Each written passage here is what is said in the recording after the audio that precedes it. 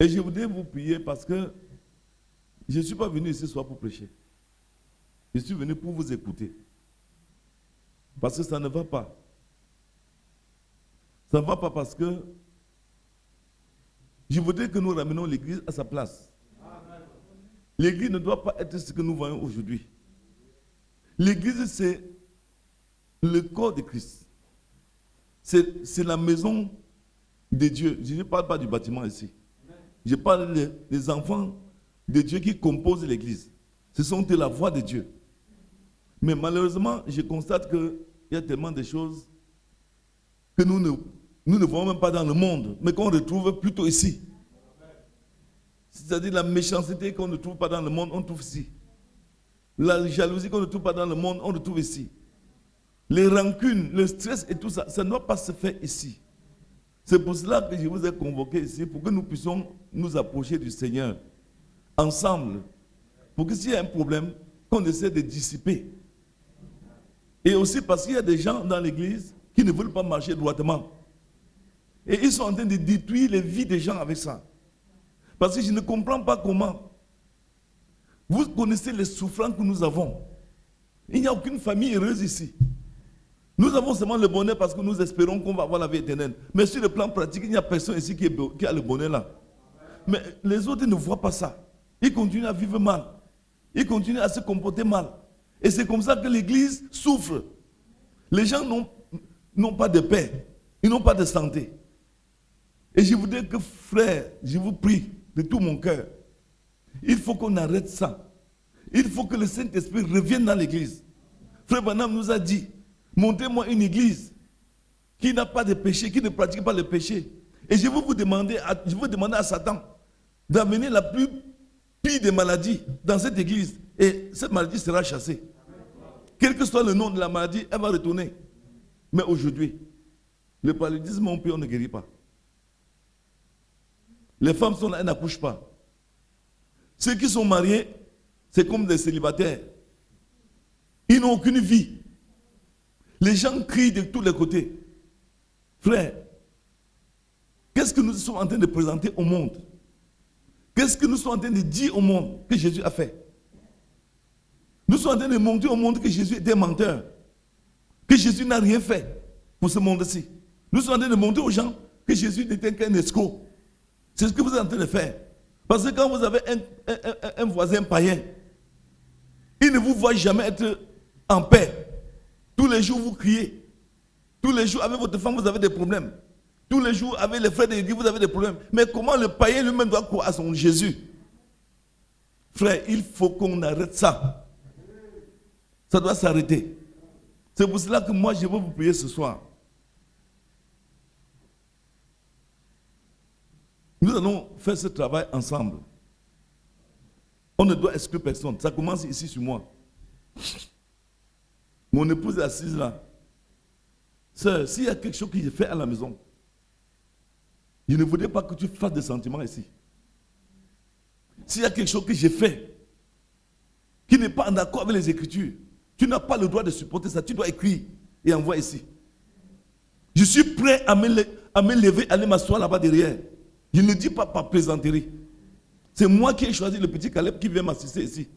Parce que le jeune Raph m'a assisté pendant des années. Il y a le frère Tsagé. Je suis prêt à aller laisser la chair. Donc tu dois écrire dans ta famille, sur tes enfants, moi, ton mari, ce que j'ai fait qui n'est pas en accord avec les Écritures. Tu dois écrire ce que tu vois dans l'église qui n'est pas en ordre avec la parole de Dieu. Que ce soit un frère ou une soeur, tu dois demander pourquoi tel frère fait telle chose. Ça va se résoudre ici. Celui qui ne veut pas, prend la porte. C'est très simple. Parce que je veux vous rappeler une chose.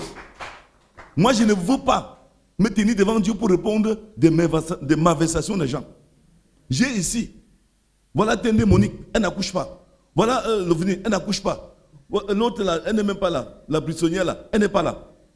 Il y a des cas de mariage comme le monsieur là, Mofo, avec la soeur là. Ils sont allés se doter, ils ne se marient plus. Moi, je ne peux plus supporter ça ici. Ce n'est pas possible.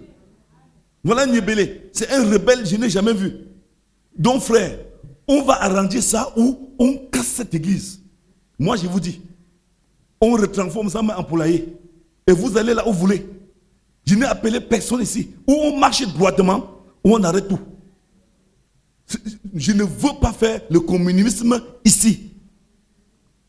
Chacun doit mettre sa vie en ordre. Ça, c'est la maison de Dieu, ce n'est pas ma maison. Et j'ai 60 ans dans un an. Je ne veux pas aller en enfer. Nous ne sommes pas à l'église catholique ici. Nous ne sommes pas à l'église protestante. Nous sommes dans l'église du Dieu vivant. Voilà la colonne de feu qui est venue pour nous éclairer. Je veux savoir pourquoi les gens ne marchent pas droitement. Si c'est un diacre qui a un problème avec sa femme, sœur, tu écris, tu n'écris pas. Et que nous découvrons que tu vis mal avec ton mari et qu'il vient ici faire semblant d'être un homme de Dieu, tu vas porter le prix devant Dieu. Il n'y a pas de secret ici ce soir.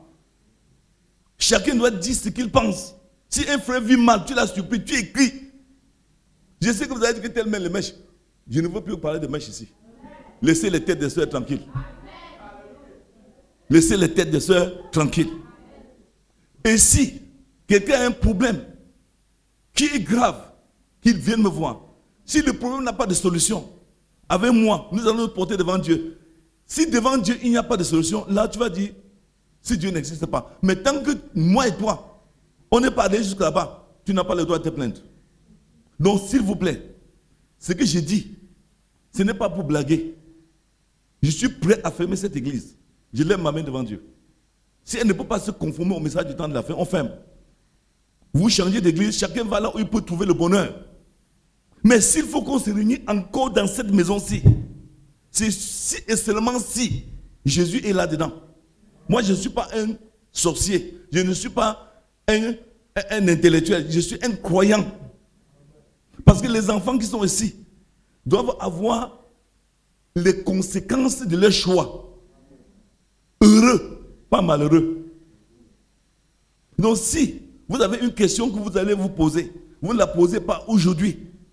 Si vous connaissez une chose mauvaise qu'un frère fait, qui n'est pas en accord avec les Écritures, et que vous ne mettez pas ça au clair, frère, on va prêter serment ici. Celui qui va parler en mal d'un frère ou d'une sœur au quartier va porter le prix. Parce que je vous ai tout appris ici. Même quand il n'y a pas de mots forts, ce n'est pas pour les injurier, non. C'est pour dire que les pareilles choses ne doivent pas se passer dans l'église. C'est un combat.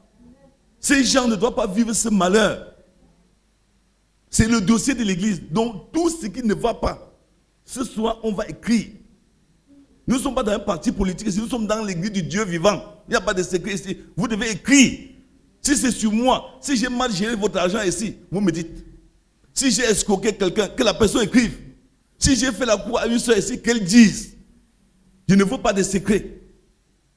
Si un frère t'a escroqué, tu écris, tu dis tellement escroqué. Si une soeur t'a fait du mal, tu le dis, frère, on va lever tout. Il n'y a pas de secret. Et si vous ne voulez pas ce genre de choses, allez choisir l'église de politique. Moi, je ne veux pas la politique ici. Parce que je suis fatigué. Fatigué de ne pas voir les gens changer. Le bonheur accompagner les gens.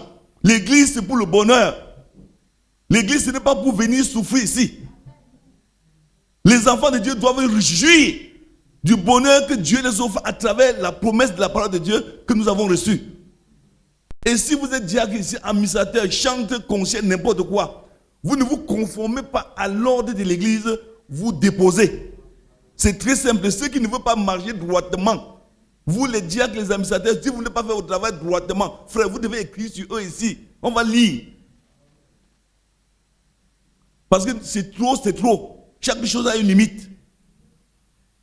Que le Seigneur vous bénisse. Ne dites pas amen, c'est votre problème. Moi, je dis ce que je pense.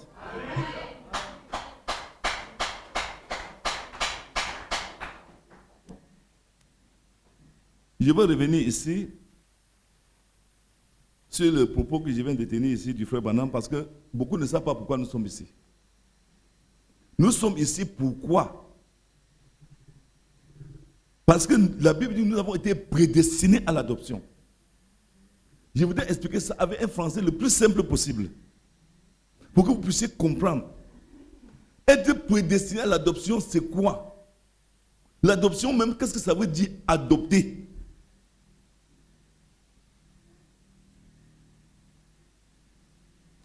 Frère Branham nous dit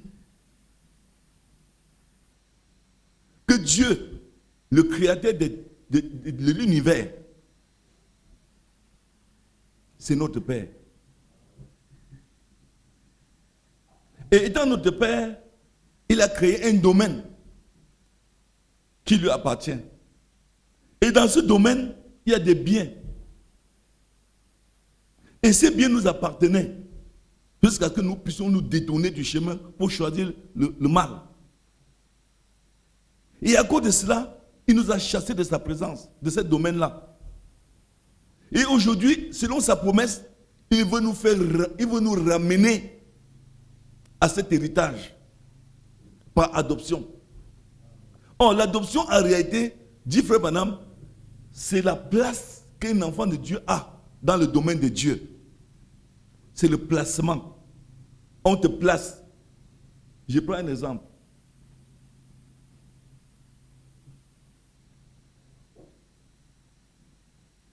Un papa qui a 5 enfants. Il a une plantation quelque part. Il doit placer les enfants dans la plantation. Chacun aura sa portion. Si nous revenons dans la Bible, nous voyons qu'Israël, qui était un peuple sans pays, errant, il a marché. Et Dieu les avait promis un pays. Et quand ils sont arrivés dans ce pays, il fallait que chacun ait sa place. Chacun doit avoir sa place. Chacun doit avoir sa portion. Comme dans nos villages, on dit, mon père en mourant m'avait donné ma part ici. Voici ma part de l'eau. C'est comme ça que Dieu fait avec nous. Il nous a amenés ici pour ça. Mais c'est un processus. Alors, Israël est arrivé là-bas maintenant à la terre promise. Et Frère Branham nous dit, ne peut être positionné que les vainqueurs. Amen. Celui qui n'a pas vaincu ne peut pas avoir une place. Amen. Or, Frère Branham nous dit, vaincre c'est quoi? La victoire dont il est question ici, c'est quoi? Parce que nous avons dans ce monde-ci des choses qui s'opposent à Dieu dans cet âge. Et Dieu veut qu'on puisse dominer sur ces choses. Il y a 2 choses qu'on doit dominer dans cet âge. Il y a l'antichrist, il y a le monde. Voilà les 2 choses qu'il faut vaincre pour avoir une place là-bas. Et la place là n'est pas physique, puisque c'est à venir. Or, si on prend dans le cadre des ministères, on peut dire que c'est physique. C'est pour ça qu'il a dit, votre vie éternelle commence ici à la chair. Votre éternité commence ici. La preuve que vous êtes sauvé, que vous avez une place là-bas, c'est quand ici, vous êtes né de nouveau. Et même comme ça, ça ne suffit pas. Parce que si tu es même né de nouveau, et même si tu es sanctifié, même si tu as le baptême du Saint-Esprit, tu n'es pas encore adopté. Même avec le baptême du Saint-Esprit comme ça, tu n'es pas encore adopté. Il dit bien rempli jusqu'à ce que tu pries, les démons crient, ils sautent les montagnes. Tu n'es pas encore adopté. Dieu n'a pas encore de place pour toi jusqu'à ce que tu sois capable d'obéir à chaque chose que Dieu te dit. Chaque chose que Dieu te dit, Dieu te dit, tu vas aimer une lépreuse, tu aimes. Tu vas épouser un sorcier, tu l'épouses. Voilà l'adoption, monsieur. L'adoption, ce n'est pas que j'ai lu, non. J'ai rêvé, non. Comme Ravenet veut dire, ce n'est pas les songes, ni la vision. C'est l'obéissance à l'ainsi dit le Seigneur. Parce que vous ne savez pas que, quelquefois, c'est ce que vous rejetez, qui est même votre portion d'adoption. Je veux lire ici. Frère Branham nous dit, je veux prendre la fin avant de revenir. Paragraphe 185. Ici, je veux lire. 3e partie.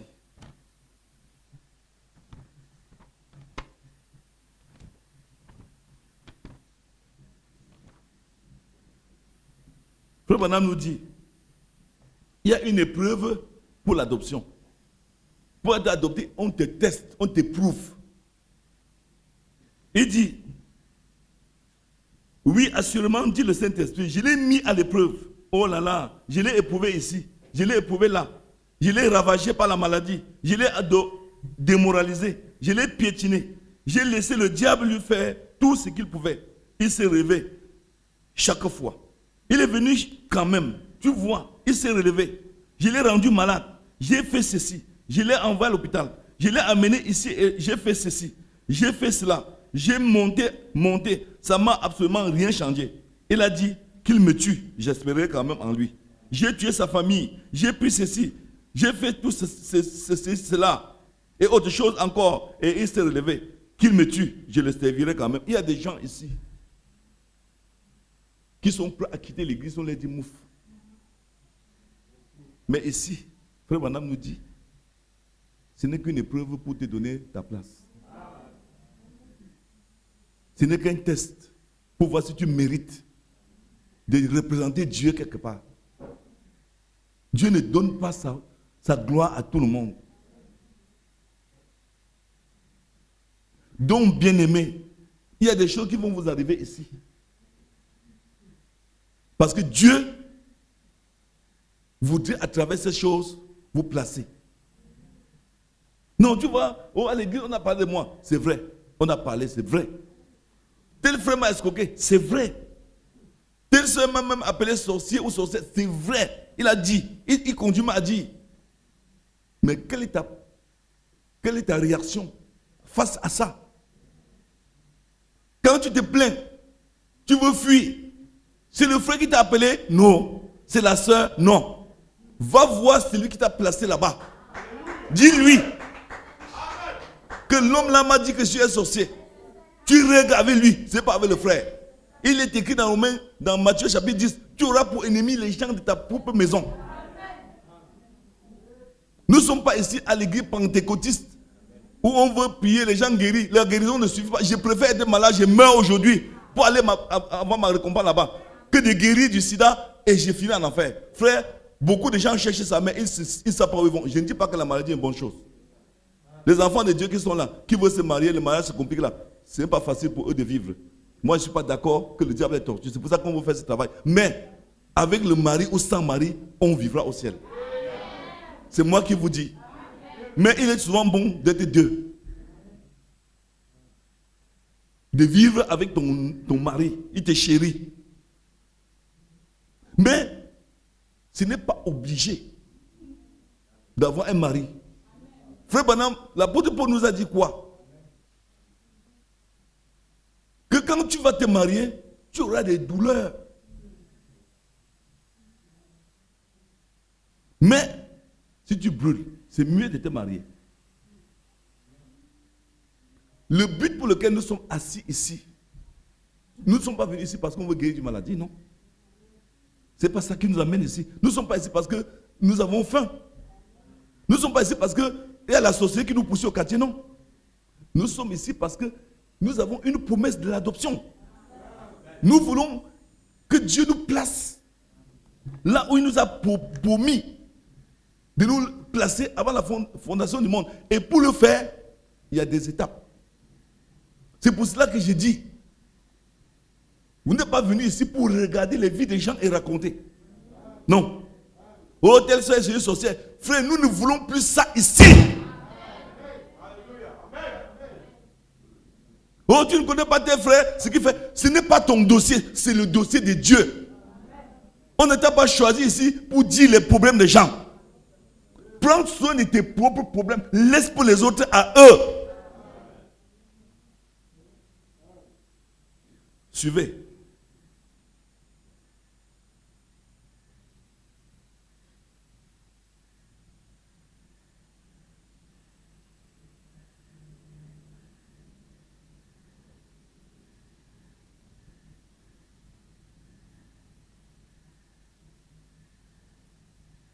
Je veux lire, vous allez comprendre. Beaucoup de gens ne savent pas. Frère Branham nous dit, il n'y a pas d'autre raison de vivre que d'amener d'autres personnes au salut. C'est glorieux quand on trouve sa position. Et personne ne peut faire quoi que ce soit, à moins de savoir avec précision ce qu'il fait.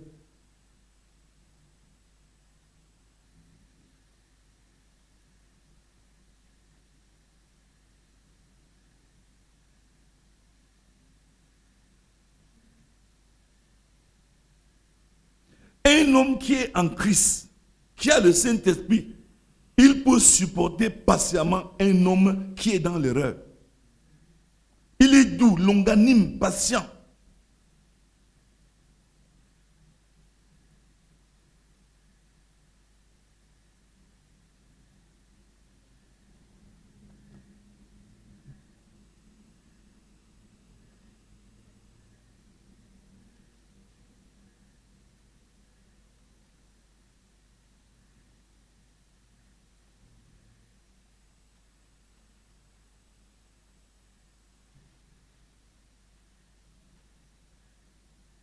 Si jamais j'arrive au point où mon cœur n'est pas porté vers un frère, alors il sera temps pour moi d'aller à l'autel parce que je serai déchu de la grâce de Dieu. S'il vous plaît, je vous prie de tout mon cœur, arrêtez de torpiller les enfants de Dieu avec vos paroles, vos mauvaises pensées, vos mauvais actes.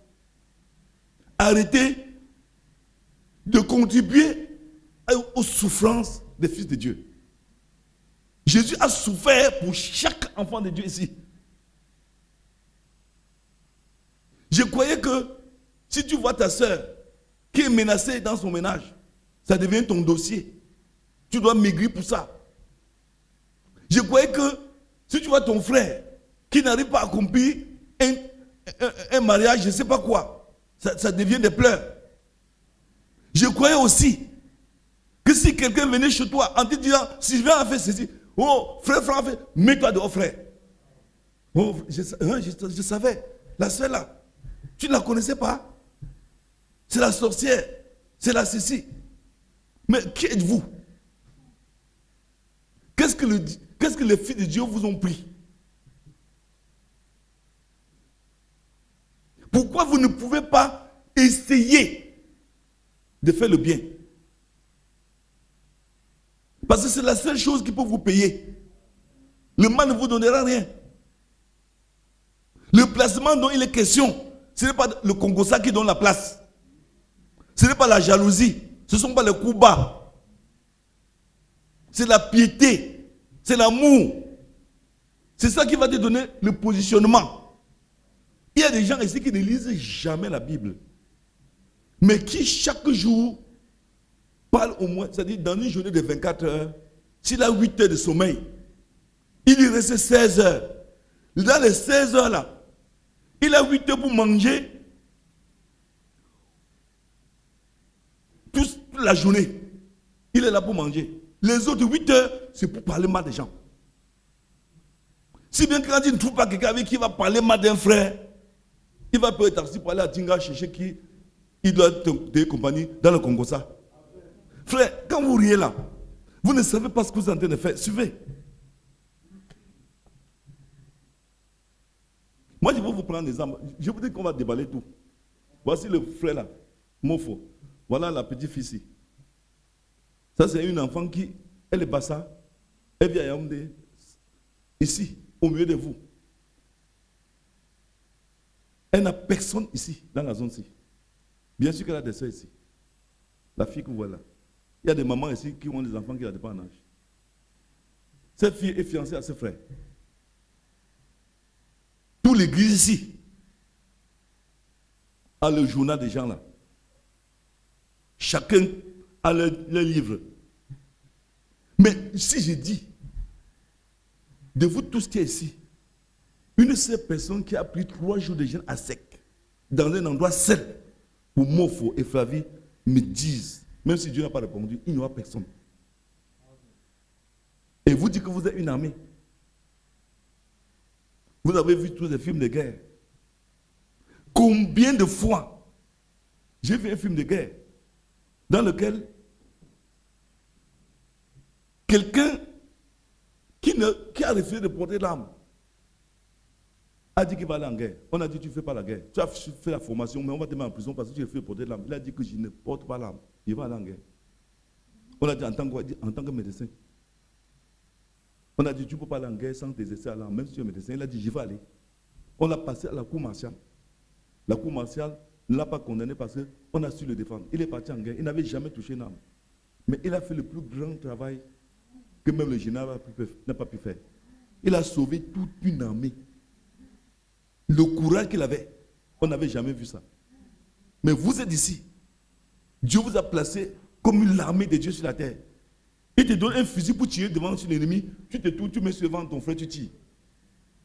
Pendant qu'il pleure, tu es en train de dire à Dieu, mais frère, que Dieu va te payer. Attendez, hein, vous ne savez pas. Le féman, Dieu les bénit. Hein. Oui, monsieur. Les féman, Dieu les donne l'argent. Les sorciers, Dieu les donne l'argent. Les marabouts, Dieu les donne l'argent. Mais attendez quand vous allez mourir. Parce que vous croyez que quand vous avez 2 songes, et vous avez eu peut-être l'argent, c'est Dieu. C'est Dieu, c'est vrai. Il fait lever sa justice sur les justes et les injustes. Il fait prévoir sur le méchant et le bon. Mais attends, quand tu vas mourir, il va te prouver qu'il ne t'a jamais connu. Amen. Jamais. Oh, je ne suis pas en train de vous parler en parabole. Je prends l'exemple des 2 là. Les 2 gens-ci se sont fiancés devant vous ici. C'était la lune de miel. Il a créé beaucoup de problèmes avec ses fiançailles, en parlant même mal de moi, même de l'église. Mais les gens qui ont écouté, qui étaient les aînés, ne lui ont pas dit ne fais pas ça. On l'a encouragé. On l'a encouragé. Il a parlé mal. Il a parlé mal. Maintenant, quand le feu de Dieu descend, les mêmes gens se retournent pour dire qu'il est mauvais. C'est lui. Il est mauvais. Il parle mal de toi. Frère, attendez, est-ce que vous savez ce que vous êtes en train de faire? Vous êtes déjà en enfer. Frère Branham dit qu'il est allé dans un supermarché. Il a vu une femme avec des faces sur sa face. Et dans la vision, il voit la femme là en enfer déjà. En prison. La même femme qu'il voit au marché. Elle était déjà en... Je dis la vérité, vous avez lu. Je dis, quelqu'un est sur la terre et marche, mais il est déjà condamné. Mais sur la terre, on l'apprécie. C'est votre cas. Mais vous ne saviez pas. Vous ne saviez pas que quand tu parles mal d'un frère, d'une soeur, Jésus habite en lui. Frère Madame dit que la voix de Dieu, c'est le Saint-Esprit, la petite voix douce qui est à l'intérieur d'une âme sauvée. C'est ça la voix de Dieu. C'est ça que tu es en train de condamner sans savoir. Et c'est ça qui va te juger. Oh, le frère là, tu es un grand, tu es ceci, oh machin. Maintenant, on se retourne. Les voilà. Les 2 sont perdus. Ça réjouit les gens ici. On savait, c'est un mauvais frère. La fille là, c'est une sorcière. On savait qu'ils ne vont pas réussir. Mais mes frères, je veux vous poser une question. Vous allez vous repentir où? Si vous ne reprenez pas ça comme vous avez dit, vous n'entrerez pas. Hein? Lisez le message du temps de la fin. La repentance, c'est répéter. Si tu répètes à la lettre ce que tu as dit, c'est ça qui efface. C'est le sang qui efface le péché. Ce n'est pas le discours. Il n'y a que le sang. Le sang, c'est la vie. Et la vie de Jésus appliquée sur le sang, sur le péché. C'est-à-dire que si tu ne prends pas la parole qui correspond à ce que tu as dit, tu ne peux pas te pardonner. Oh, j'ai déjà confessé. Tu n'as pas confessé, monsieur. Tu es venu mentir encore. C'est ce que tu ne savais pas. Tu es venu ajouter tes problèmes. Tu dois venir me dire que frère, tel jour j'étais avec tel frère, j'ai dit que tu es un sorcier. J'ai dit que tu fais comme ça. Tu répètes. On ne peut pas racheter le macabo avec le manioc, ça ne se fait pas, monsieur. Si c'était comme ça, le Seigneur aurait racheté la semaine. C'est l'homme qui rachète l'homme. Donc là où vous êtes, vous qui avez construit votre tour, et vous êtes les saints, les autres sont les méchants. Je veux vous rappeler qu'il est écrit que plusieurs des premiers seront les derniers.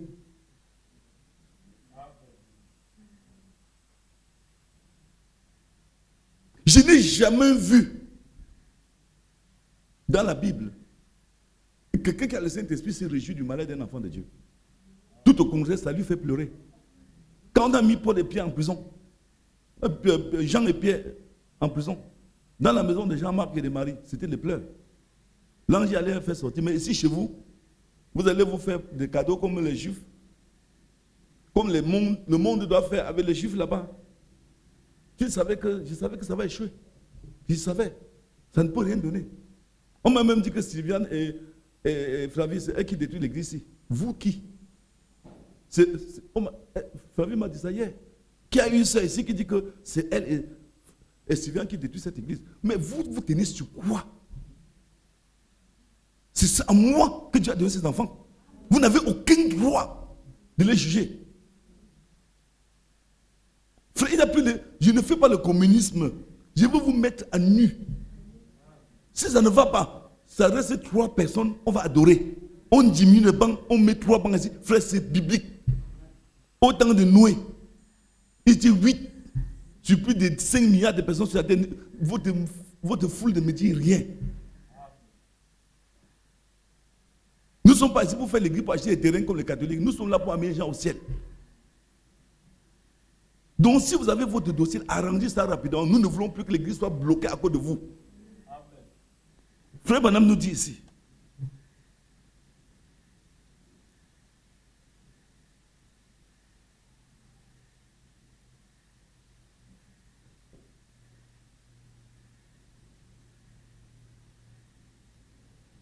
Je veux lire.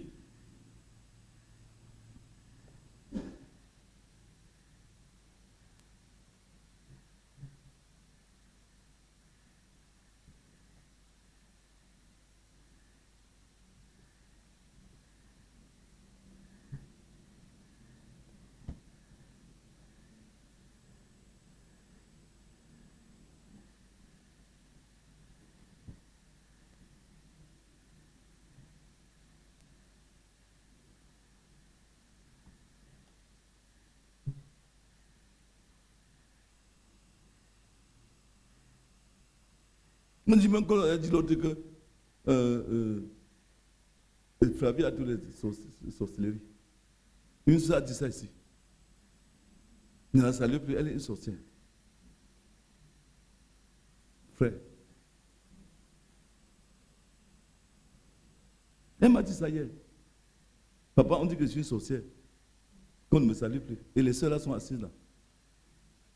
Mais attendez, frère. Quand vous dormez chez vous, est-ce que vous savez ce que les autres souffrent dans leur chambre? La fille, elle vit seule. Elle vit seule dans sa maison. Et c'est l'enfant de quelqu'un aussi. Si elle est une sorcière, tu n'as pas le droit de lui parler de ça.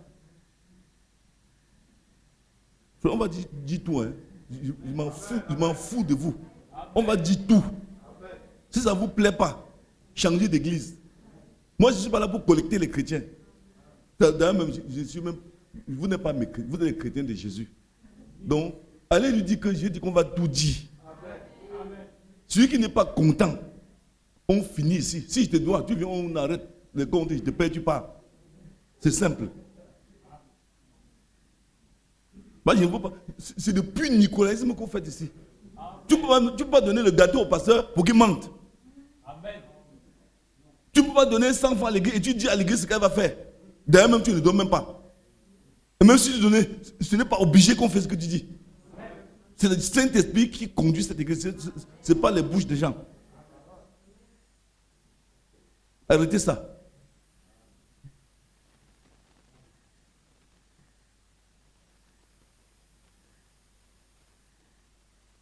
La seule circonstance dans laquelle Israël ait jamais perdu un homme, c'est quand le péché est entré dans le camp. Lorsque vous venez ici, puis vous vous mettez à vivre mal, à forniquer, à médire, à penser. Frère, est-ce que vous comprenez même ce que vous faites? Rien que le fait que tu as parlé mal d'un frère, tu n'as pas confessé, tu es assis avec lui à l'église, ça empêche que j'ai prié pour un frère guéri. Le Saint-Esprit ne s'identifie plus dans vos choses, c'est la connerie. La maison de Dieu, ce n'est pas une salle de théâtre.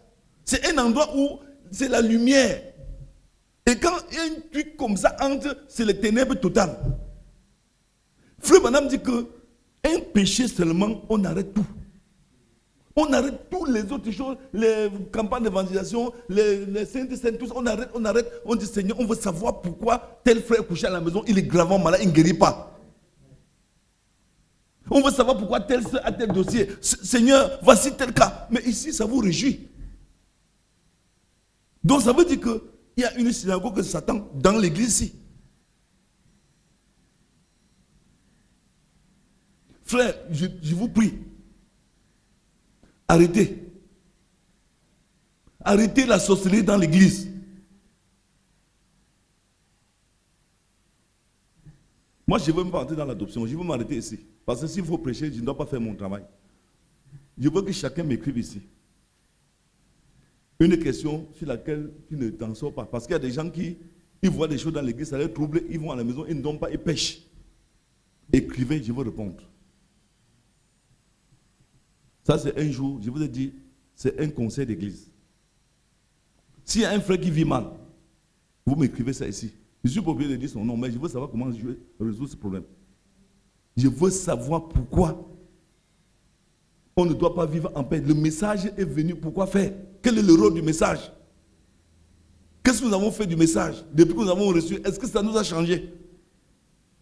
Le message est venu, pourquoi? Nous sommes à quel moment? Frère Branham dit que l'heure est plus, il se fait plus tard que nous le croyons. Les temps sont très avancés. Il n'y a plus de temps à perdre. Facilitons les choses. Aidons les frères à avancer. Ne les retardons pas sur le chemin. Aidons-les à avancer. Si un frère a un dossier, tu n'as pas besoin de son avis pour prier. Entre en prière, intercède pour lui. Aide-le à avancer librement. Tout à l'heure, le seul garçon de mon grand frère est venu ici. Il est militaire à l'extrême nord. Il me dit, papa, j'ai dit oui. Il dit que j'ai une chose sur mon cœur qui me dérange. Il dit oui. Il dit, papa n'a pas vu ma tenue militaire avant de mourir. L'année que je sors de la formation, il décède. J'arrive là, il est mort. Il dit, pourquoi tu me dis ça maintenant? Il dit que papa, tu sais qu'il est venu me prendre ici à Fanayo, au village ici. J'avais une plaie inguérissable sur mon pied. C'est lui qui m'a guéri. Je suis devenu militaire. Il n'a pas vu ma tenue, papa. Il s'est mis à pleurer. J'ai dit que mon fils, Dieu va le récompenser là-bas. Oh, toi, si tu meurs là, qui va rester pleurer ici pour toi? Que c'est grâce à tel que je suis ici. Qu'est-ce que Dieu va penser de toi? Est-ce que Dieu va dire que à cause de telle personne, il y a eu la paix dans tes quartiers, il y a eu la joie dans tes familles? Il parle comme ça de son père. Il dit, mon père m'a sorti dans la sorcellerie ici, il m'a guéri le pied, me voici militaire. S'il ne m'avait pas fait ça, je ne serais pas militaire. Il se réjouit. Est-ce qu'il y a quelqu'un quelque part maintenant qui pense comme ça pour toi? Que sans tel, je ne serais pas en paix là maintenant. Oh Seigneur, merci pour ton enfant tel que j'ai connu dans ma vie. C'est grâce à lui que je peux dormir avec mes enfants dans une moustiquaire. C'est grâce à lui que je ne suis pas mort. Est-ce qu'il y a quelqu'un? Ou bien on te regarde, on dit voilà le poison ambulant qui vient. Frère, tout ce que Dieu nous a demandé de faire sur la terre, c'est que chercher les récompenses éternelles, travailler pour aider les autres à avancer. Nous sommes dans un territoire compliqué. Compliqué. Ça, c'est un endroit mauvais. Et Dieu veut que vous soulagiez les gens de leur douleur. Il y a les gens qui ont les maladies, ils ne dorment pas. Ils disent, Seigneur, est-ce qu'il veut vivre encore jusqu'à 7 heures? 7 heures, est-ce qu'il veut atteindre le soir? C'est son lot. Il veut que tu l'aides. Il y a l'autre qui est là. C'est le dossier mariage. Le stress, la chevelure blanchie. Il veut quelqu'un pour le réconforter. Toi, tu es là pour appuyer la blessure. Mais quand tu vas entrer au ciel, tu vas entrer comment? Dans quel ciel? Tu vas aller où avec ça?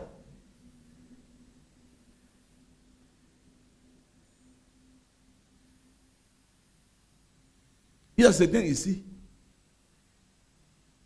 qui m'engueulent. Parce que je vous ai pris comme mes enfants. Maintenant, on m'engueule pourquoi? Parce que je me suis trop rabaissé. Donc, je voulais que, frère, on ramène cette église à Christ. S'il y a quelqu'un ici qui a un dossier qui n'a pas rendu, il n'arrange pas, il veut l'excommunier maintenant. Il n'y a pas de sentiment là-dessus. Je veux que les enfants de Dieu prospèrent. Si tu as un dossier, tu restes en suspens. Tu vas aller d'abord dans une autre église avant de faire ça. J'ai donné les recommandations, tu vas avec. Je ne veux plus ça ici. Si tu as ton dossier, viens en arrange. Ceux qui ne veulent pas persévérer, normalement, quitter de l'église, partir ailleurs. Je ne dis pas qu'il n'y a pas de faibles dans la foi, il y a des faibles. Mais quand il y a des faiblesses, on sait que celui-ci fait des efforts pour avancer. Mais quand tu veux nuire et empêcher les gens d'être bénis, je dis non, on se sépare. Les hommes ne mangent pas quand ils ne s'accordent pas ensemble. Parce qu'on ne peut pas lier les gens. Voilà les enfants. Ceux-ci, ce sont les licenciés. Celui-ci, c'est pas plus 3. Ça, c'est pas plus 5. Là, c'est pas plus 2. Là, c'est, je ne sais pas. Ils n'ont même pas du travail. Voilà l'autre là, elle travaille au ministère. Elle n'a jamais de salaire, pas d'avancement. Tout ça. Voilà celui-ci, bac plus 3. Il n'a rien. Mais mon frère, attendez. Vous voulez faire sorcellerie plus que les qui? Tous ces enfants-là, ils souffrent pourquoi? Parce que vous vivez mal. Je prie, Dieu n'exauce pas. Et Dieu dit que je suis en train de faire des combines avec vous. Comme Élie a fait avec ses enfants. Frère, si vous avez un dossier, vous n'avez pas arrangé, vous changez d'abord d'église, je ne veux vous plus ici. Vous laissez le peu de gens qui peuvent souffrir avec moi. L'église, ce n'est pas un lieu de pénitence. Je dis la vérité. Hein. Ce que je dis là, c'est vrai. Ce n'est pas que je parle pour blaguer. Si vous ne voulez pas arranger votre dossier scripturairement, je dis bien scripture, donc selon la parole, vous êtes obligé de partir de l'église. Parce que je prends le cas. La fille là, Tendé Monique, elle ne dort pas chez elle à cause d'un monsieur qui la torture, qu'elle n'accouche pas. Regardez comment elle est. Et ça ne va pas. Et sa fille vient d'accoucher à la maison. Pourquoi? Parce que vous avez pour faire sorcellerie, vous n'êtes même incapable. Attendez, je vais vous donner un conseil, frère. Il y a un frère là, il est où? Celui qui a 2 enfants là. Le monsieur là marche avec ses 2 enfants en ville partout. Partout. Mais je n'ai jamais vu un frère ici. Disons, les sœurs, donne-moi ces enfants. Je n'ai pas vu. Attendez, votre christianisme c'est quoi? C'est quel genre de christianisme? Vous voulez nous montrer quoi? C'est quel genre de christianisme? Les enfants, là, chaque jour à 21 ils sont en train de rentrer là-bas où ils tombent. Ils ne mangent même pas. Toujours avec le pot de pain. 2 petits enfants, ils n'ont pas 8 ans. Je vous pose une question. Attendez, vous allez entrer au ciel par où? C'est quel ciel? C'est quel genre de ciel? C'est le ciel de la sorcellerie ou bien le ciel même où Jésus est? Moi, je vous pose cette question honnêtement. Comment nous allons entrer où Jésus a vécu? Il a un bel homme, jeune, riche et tout. Il a sacrifié sa vie pour toi, mais tu es incapable de perdre 1 heure pour un être humain.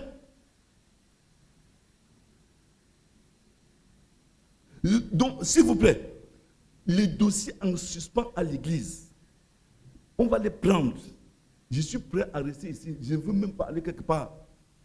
Mariage, on arrange. Dossier sorcellerie, tu veux, on arrange. Tous les gens qui sont ici là, c'est les familles de sorciers. Il n'y a même que personne n'ouvre la bouche ici. Pour dire que ma famille, vous êtes tous sortis des sorciers.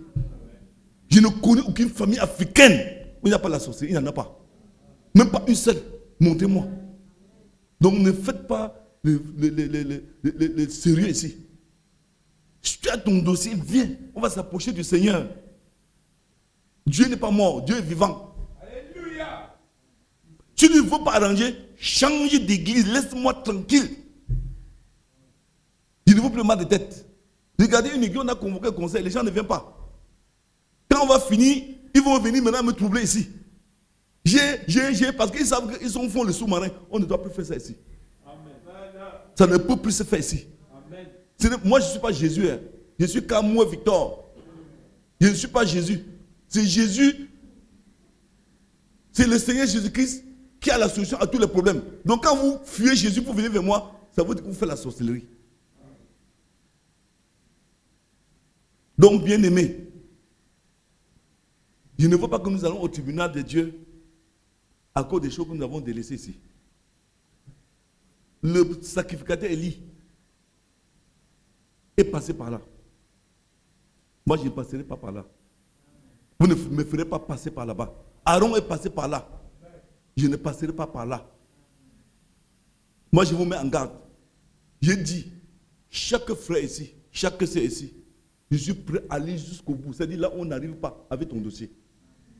Et si quelqu'un veut se marier ici, je suis prêt, même si tu n'as pas la dot, qu'on se batte par tous les moyens pour que tu te maries. S'il y a un dossier de mariage, viens même avec moi, on s'assoit là, on parle à deux, les choses que tu ne crois même pas qu'elle peut écouter. Si tu es tombé même dans le péché, viens, arrangeons pour que tu sortes de là.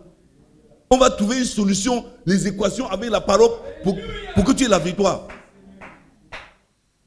Ne dis pas que non, quand il a fait comme ça, le pasteur va comprendre. Non, je suis prêt à tout comprendre. Et ça va rester entre moi et toi. Même si ton mari est encore dehors, tu sais lui que tu aimes, même comme on s'est interdit là, viens me dire. On va prier Dieu. Si c'est lui, Dieu va le tirer ici. Parce que c'est possible. Je n'ai pas dit que tu as convoité un homme. Je n'ai pas dit que tu as épousé un homme. C'est l'homme qui doit venir vers toi. Mais si tu es tombé dans ce piège, viens, on va te prier. Tu te sépares d'abord de cet esprit, on prie. Si c'est ton mari, Dieu va l'amener ici. Si ce n'est pas ton mari, tu es obligé d'accepter celui que Dieu te donne ici. Il ne veut plus les cachotteries. J'ai dit qu'on va arranger tout d'une manière scripturaire. Donnez-moi vos questions, j'attends. Vous avez 10 minutes pour m'envoyer ça ici.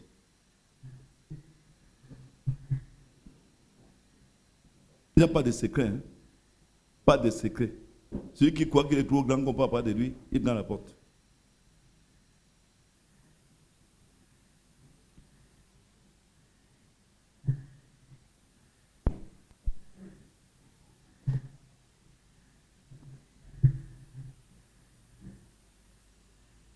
Je sais que les Camerounais sont très forts en politique. Moi, je ne suis pas un politicien. Ils sont très forts pour faire les piétés apparentes. Ils mettent les pieds par terre comme les chats. Mais moi, je marche comme un militaire. Parce que vous là, je vous connais.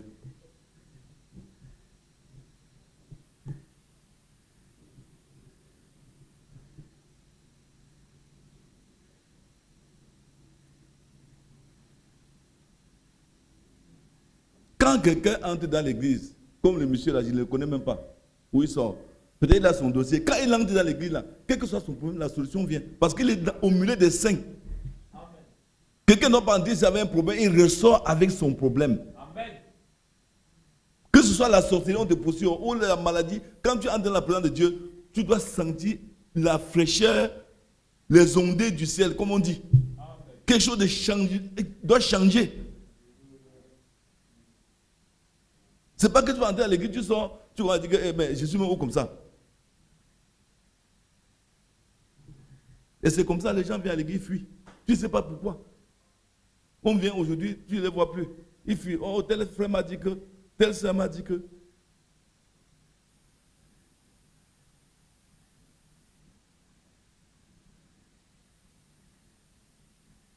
Il y a un autre qui dit que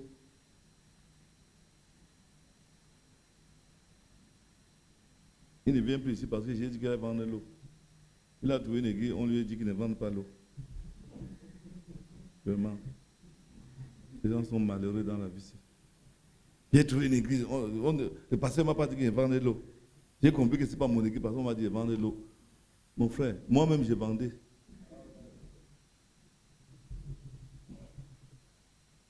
Il est même mieux. L'apôtre Paul était un tisserand.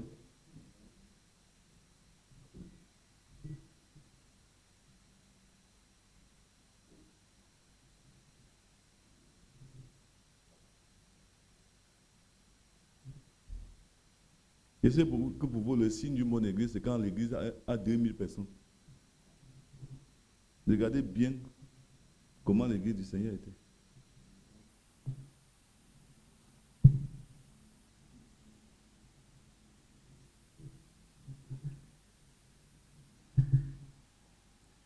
Parler des diacres et des administrateurs. Ces gens-là, l'un des points d'église, ils sont eux. Si eux ne prennent pas soin de vous, sœurs, les sœurs, les femmes de diacres là, écrivez ici. Parce que là où nous sommes, la Bible dit qu'un diacre et un administrateur doit prendre soin de sa maison. Si eux ne font pas, écrivez ici là. Ils s'asseyent d'abord. Il n'y a pas question de dire qu'à la maison, il va me taper. Tu n'es pas son paillasson. Il te touche, tu veux me dire ça ici.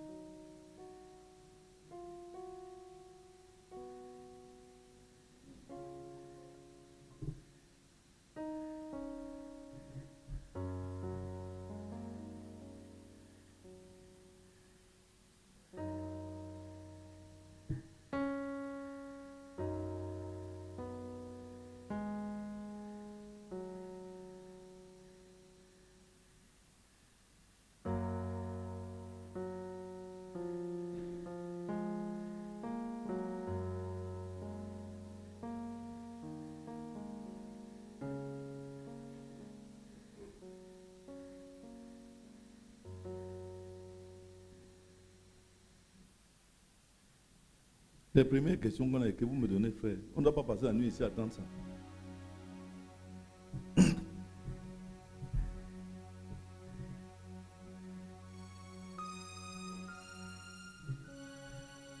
S'il y a même une question que vous me donnez,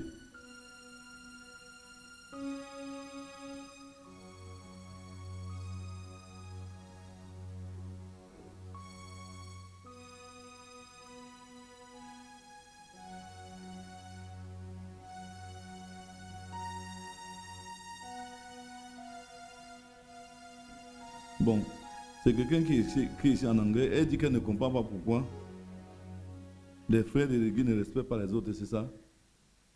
C'est ça que tu veux dire?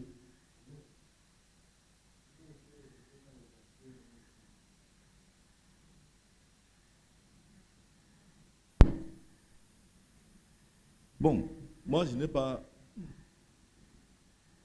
une réponse précise, mais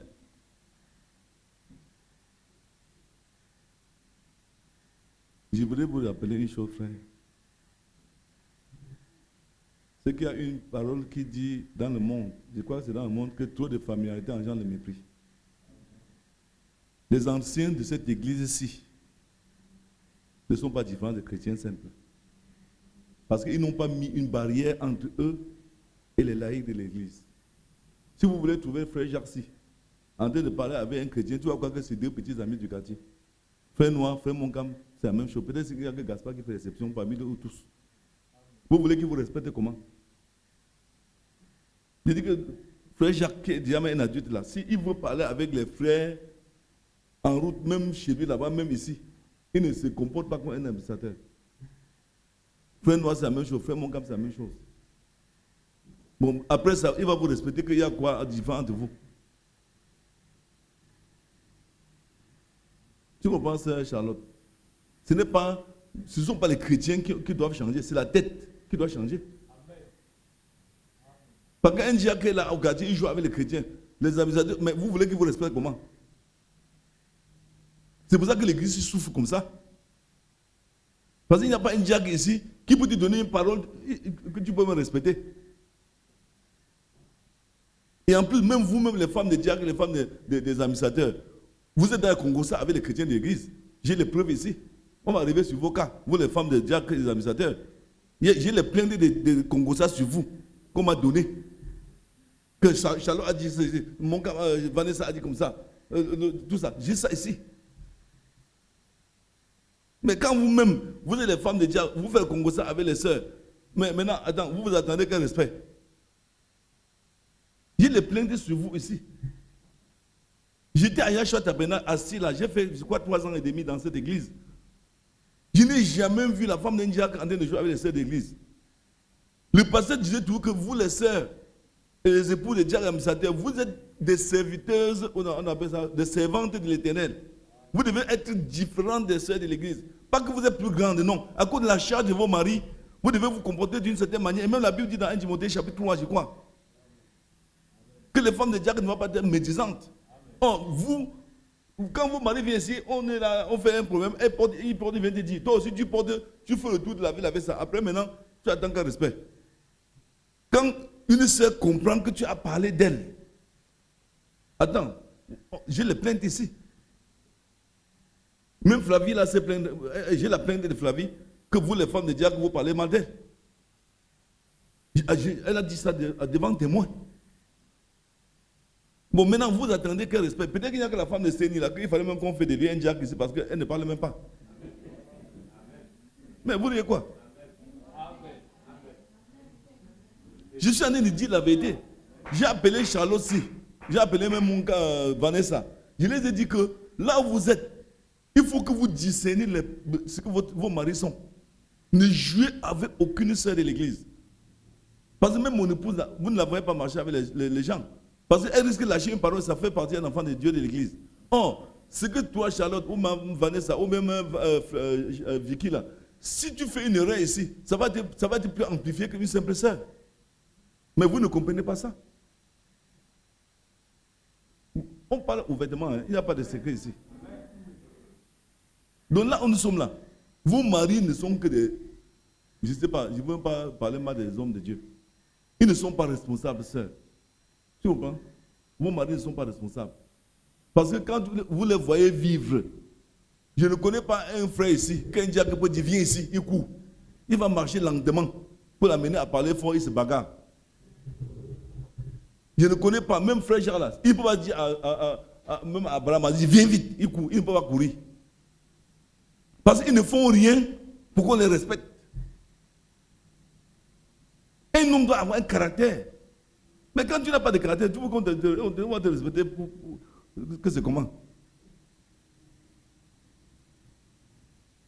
Et en plus même, c'est l'onction qui abaisse les gens. Hein.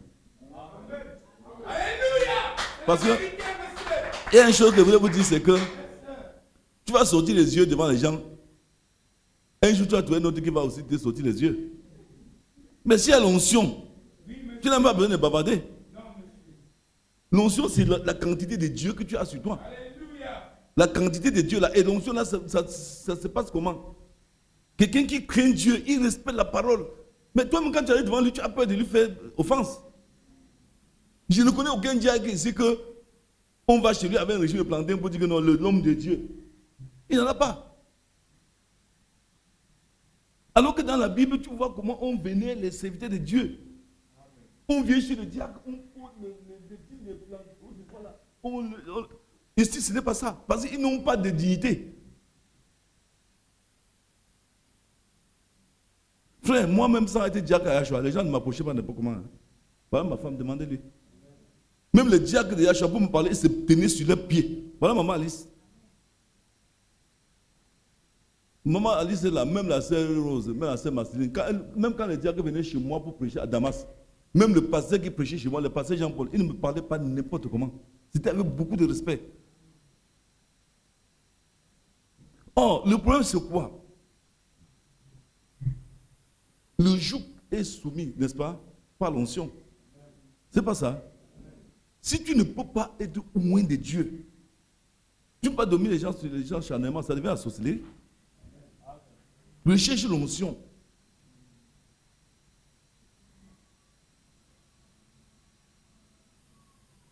Bon, j'avais pris des exemples ici. Vous voyez les diacres et les administrateurs de l'église. Ils ne sont pas vraiment responsables devant l'église. Je veux m'expliquer. Vous voyez les deux petits garçons qui marchent ici, là, les mères les abandonnés là. Demandez à ces diacres, les administrateurs là, qui ont les enfants qu'ils aiment plus que le diamant là. S'ils ont déjà pris le temps de demander aux enfants là, s'ils ont même la chaussure. Alors que c'est leur travail, ils devaient voir les enfants quand la première chose c'est sauter sur eux et dire que mais, les enfants ce sont tout. Mais vous voulez que leur père les respecte comment? Demandez-les, voilà un là, voilà l'autre là-bas debout, voilà l'autre là derrière, son acolyte dehors. Demandez-les que est-ce que vous avez pris le temps d'aller demander la situation des enfants là? Le père va vous respecter comment? Frère Banam dit notre distingué frère Neville. Notre pasteur, pourquoi? Il prenait soin de l'église. Quand le culte est fini, chacun prend son enfant et disparaît. Mais vous voulez qu'on vous respecte comment? Vos enfants vont vous respecter. Mais les enfants de Dieu, ils ne vous reconnaissent pas. Le test est négatif. Parlons ouvertement. Hein. Parce que le temps là, bientôt c'est l'enlèvement. Je ne veux pas faire la politique. Je veux faire la politique, aller à l'église catholique. Là-bas, ils sont forts pour ça. Parce que la Bible, quand la Bible parle, il n'y a pas de choses cachées là. Il parle ouvertement. Ce sont les scientifiques qui cachent les choses. Charlotte, j'ai répondu. Que Dieu te bénisse.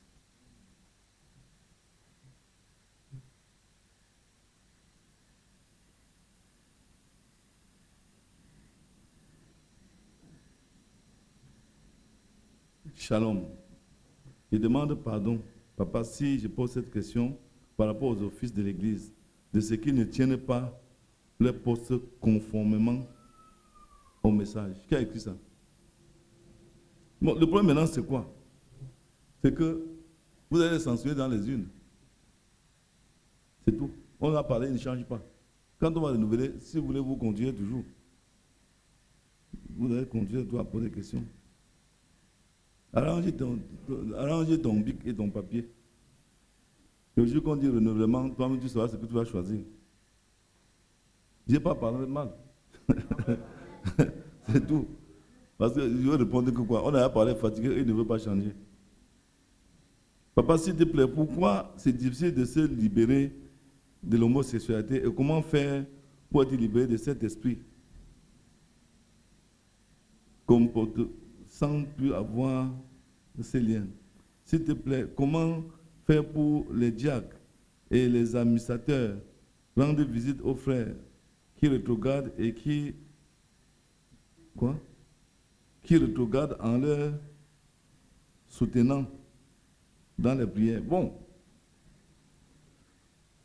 tout ce que nous avons comme combat dans la foi, la solution se trouve dans le Saint-Esprit. Parce que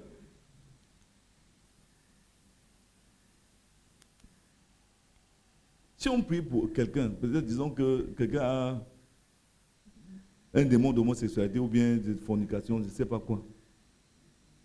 Quand on a déjà prononcé la parole sur le démon, il ne peut plus rester là. Il doit partir. Bon, maintenant, qu'est-ce qu'il faut faire? Il faut lutter pour garder cette délivrance-là. Comment? D'abord, ta compagnie doit changer. Le milieu que tu fréquentes doit changer. Tu dois lire constamment la parole parce que c'est un médicament. C'est comme, il y a des gens qui boivent les médicaments tous les jours. Moi-même, il y a des moments où j'ai plus le mal d'attention tous les jours. Donc, tu dois lire tous les jours un certain nombre de temps. Parce que je sais, quand on dit ça, les gens vont dire que j'ai lu, tu ne lis pas. Parce que si tu dis, mon véritable compagnon doit être Jésus. Jésus, tu ne le vois pas. Mais tu as sa parole. Si tu lis constamment la parole, tu as assez de force pour résister à cette pression. Parce que pour que tu aies des contacts avec une femme ou un homme, il faut que tu ailles ou bien que la personne vienne vers toi. Mais si déjà tu es préparé par la parole à ne pas accepter la présence de quelqu'un, tu as à la victoire. C'est ce que tu ne comprends pas. Le problème, c'est que tu ne lis pas, tu ne pries pas. Parce que la prière, c'est l'arme la plus efficace que Dieu a mis entre nos mains. Et quand tu lis en priant, tu médites la parole de Dieu, tu as assez de force pour résister à tout. Parce que la Bible dit dans le livre de Jacques, résister à Satan et fuir loin de vous. Résister comment? Tu ne peux pas résister si tu ne lis pas. La Bible nous dit les mauvaises compagnies corrompent les bonnes mœurs. On va prier. Je suis d'accord, la délivrance, c'est vrai. Mais quand on te délivre, délivrer quelqu'un, c'est le séparer d'un fardeau. On t'a séparé d'un fardeau, mais tu peux reprendre le même fardeau devant. C'est pour ça qu'il est écrit, lorsqu'on a chassé un démon dans le corps d'un homme, il ne va pas les lieux arides, il erre. Il marche, il ne trouve pas du repos. Il revient là où on l'a chassé. Il trouve la maison bien propre et balayée, mais elle n'est pas habitée. Il va et prend 7 autres démons plus méchants que lui. Ils reviennent. Ils sont 8. Il dit qu'il reprend la maison et la dernière condition de la personne est plus pire que la première. Pourquoi? Parce que quand on t'a délivré, parce que ce que les gens ne comprennent pas, regarde bien. Vous devez prendre la parole de Dieu. La parole de Dieu, ce n'est pas quelque chose de mécanique. C'est-à-dire que s'il n'y a pas un problème, déjà, le moment où je prononce la parole sur lui, chez Dieu, c'est réglé. C'est toi qui as donné raisonner là. Alléluia. Voici les écrits, voici les miracles qui accompagneront ceux qui ont cru. En mon nom, ils chasseront les démons. Ils saisiront les serpents. Si bas quelquefois, il les fera pour les malades, ils imposeront non malade et malade seront guéris. Il dit si quelqu'un parmi vous est malade, il appelle les anciens de l'église, qui prie pour lui, en l'ayant dit au nom du Seigneur, il appelle la fois sur le malade. Bon, lui, il est malade par exemple. Il me dit, je demande la prière. Quand je fais ce que la Bible dit, je fais l'onction Bible, je lui impose les mains, je chasse le démon, il est guéri. Amen. Mais c'est à lui maintenant de croire.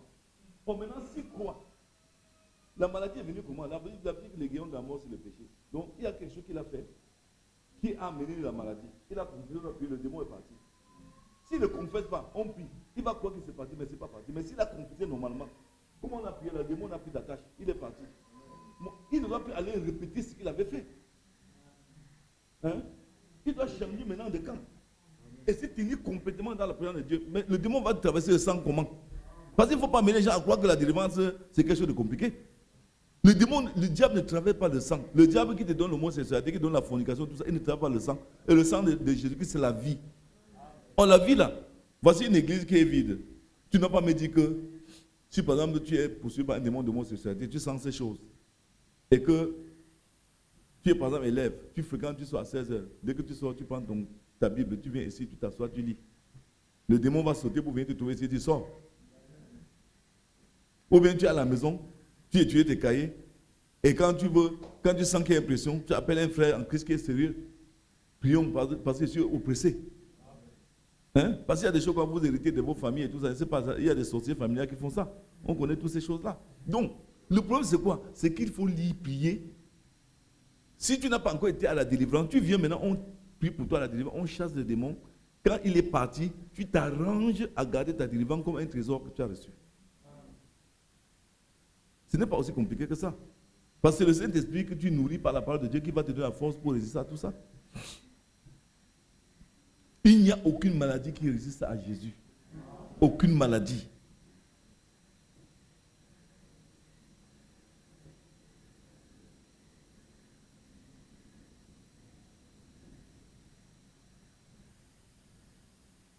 Alors, viens me lire ça, parce qu'il y a des mots là que je ne comprends pas en anglais.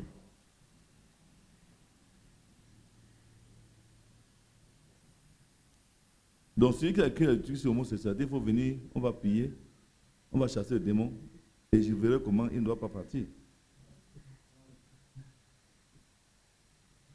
C'est un démon comme tous les autres, il n'y a pas de démons spéciaux. Oui.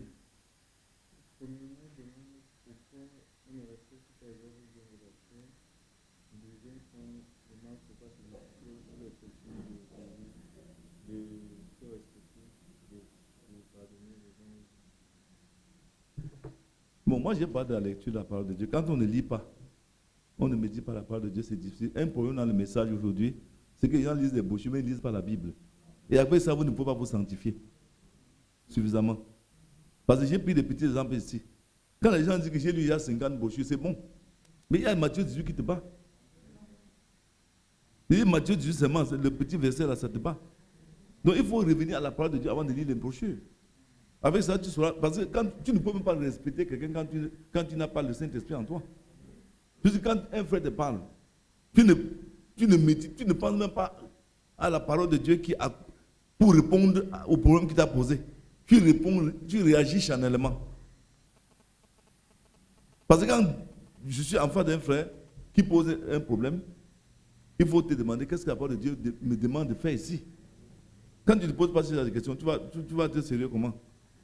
Parce que là dehors, tu vas voir un frère, il te pose un problème, tu n'as même pas compris, tu crois aller menacer, comme lui me dit l'autre, qu'il a apostrophé au point de le chasser comme un chien. C'est parce qu'il ne lit pas la parole de Dieu, il ne médite même pas. Je veux savoir pourquoi les cellules de prière ne sont arrêtées dans les maisons des frères et sœurs à cause du Covid-19. 1 Timothée 4,12 dit qu'un conducteur doit être un modèle pour les fidèles en parole. Quel cas fait des conducteurs qui traitent la parole de Dieu de fanatisme ou ceux des conducteurs qui veulent dominer sur les chrétiens par l'orgueil de leur position dans l'Église sans appui sur la parole, mais plutôt de leur raisonnement et par la force? Ça, c'est une très bonne question parce que, frère, l'Église a ce problème-là. Elle est piégée par les analphabètes spirituels. Analphabétisme spirituel. Les gens ne lisent pas ici. Parce que quand je vois même les diacres consacrés à ça, c'est parfois, je suis assis là derrière, je pleure. Ils lisent la parole, mais si tu lui poses la question sur ce qu'il lit, il ne peut pas te répondre. C'est pour ça que moi j'ai dit, ici dans cette église, quand on va renouveler les offices, moi je ne vous demande pas de changer les diacres.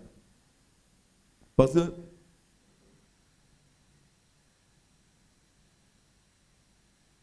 j'ai été moi-même piégé. Piégé parce que je suis en train de prendre l'onction là sur ces gens. Ils ne lisent jamais. Ils ne font jamais rien par la parole de Dieu. Et au fur et à mesure qu'on laisse avancer, l'église va tomber dans la déchéance. C'est pour ça que moi, en réalité même, il faut qu'on soit honnête. Dans une église comme celle-ci, ce sont les diacres qui doivent présenter tout ce qu'on fait ici à la chair. Ce ne sont pas les jeunes frères. Parce qu'on voit que les jeunes frères lisent, mais eux ne lisent pas. Il n'y a aucun d'eux là qui connaît les Écritures. On les a votés, mais ils ne lisent pas. Mais moi, j'ai dit qu'il n'y a pas de sentiment dans la foi. Ce qu'on va faire, il y a le frère noir, par exemple, qui était déjà pasteur quelque part. Il est venu ici, il s'est mélangé avec les analphabètes, il a oublié que lui-même il connaissait. C'est un frère qui connaissait bien les Écritures. Je ne parle pas pour le lancer. Mais maintenant, il a pris sa Bible, il l'a mis sous la chaise de sa voiture. Et il commence à faire comme les autres. Moi, j'ai dit que frère, je voulais vous dire une chose.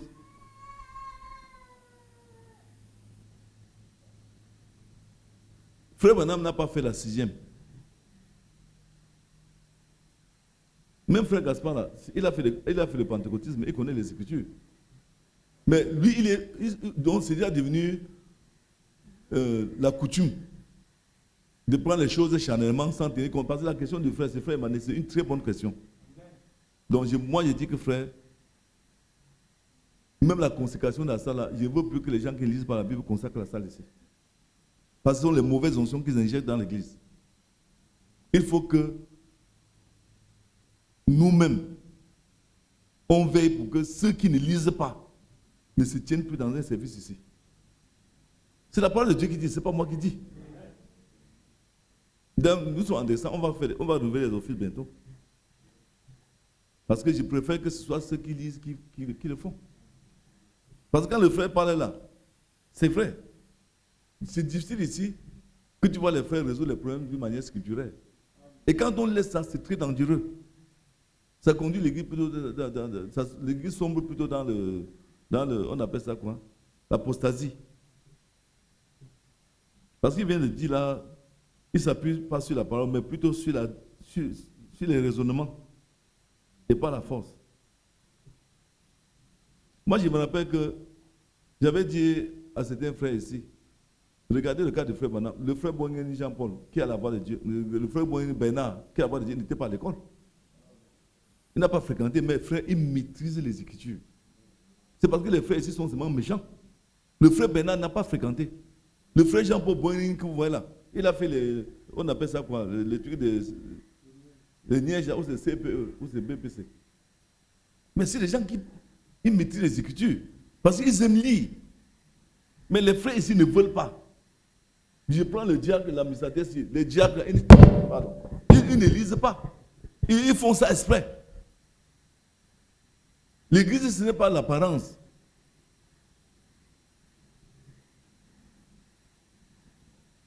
J'ai béni Dieu pour ce soir. Je prie que Dieu te bénisse. J'ai juste quelques questions. Jusqu'à où devons-nous tolérer les mauvaises marches des responsables ou de tes collaborateurs? Je me réfère au livre de Jacques. Est-ce que, étant bien enseigné sur le mariage, et selon tes dires, ou un frère te dote de quoi?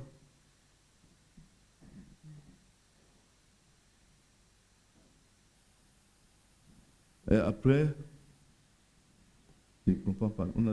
Ou un frère te dote que Dieu lui dit telle sœur et sa femme, et qu'après la dot, le frère désiste ou renonce. Que devons-nous faire? Pourquoi nous n'appliquons pas totalement l'ordre de l'Église? C'est toi ou tes administrateurs. Bon, vous voyez, moi, je suis accusé. Oui, mais ils ont raison, parce que je suis responsable de toutes ces choses-là ici. Moi, je prends un exemple pour dire que l'ordre de l'Église, ce sont les gens qui appliquent ça à l'Église. C'est ça, n'est-ce pas? Mais ici, ce n'est pas ça. Dans tous les cas, moi, je dis que nous sommes en décembre, on va renouveler les offices. En ce qui concerne l'autre question, on dit que quelqu'un a dit qu'il a doté une sœur, après il dit qu'il ne veut plus. Bon, je voudrais que nous revenons sur l'enseignement du message. Frère Branham nous dit, lorsque tu demandes la main d'une sœur, tu rencontres ton pasteur. Si la sœur est dans une église autre, ton pasteur doit aller vers le pasteur de cette autre église pour avoir le dossier spirituel de la sœur. Si les deux sont dans une même église, le pasteur lui-même juge le dossier des deux enfants de Dieu. S'il n'y a pas de problème, il permet la fréquentation. Quand la fréquentation se fait, et qu'après, il y a confirmation de la demande de la main, il va constater les parents pour toquer la porte comme on fait, avec l'assistance de l'église. Et après ça, il y a ce qu'ils vont faire la dot. Mais, avant toutes ces procédures-là, il y a ce qu'on appelle les examens matrimoniaux. C'est comme ça qu'on dit, n'est-ce pas? C'est-à-dire que vous faites des examens, parce qu'il y a des groupes sanguins qui ne correspondent pas.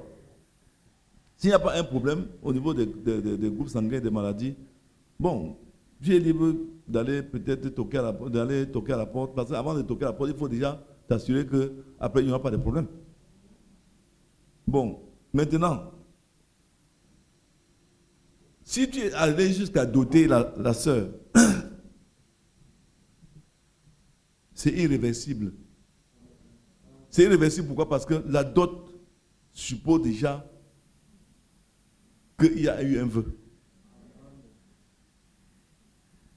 Il y a eu un vœu. Bon, je veux prendre le cas de Niébélé Philippe.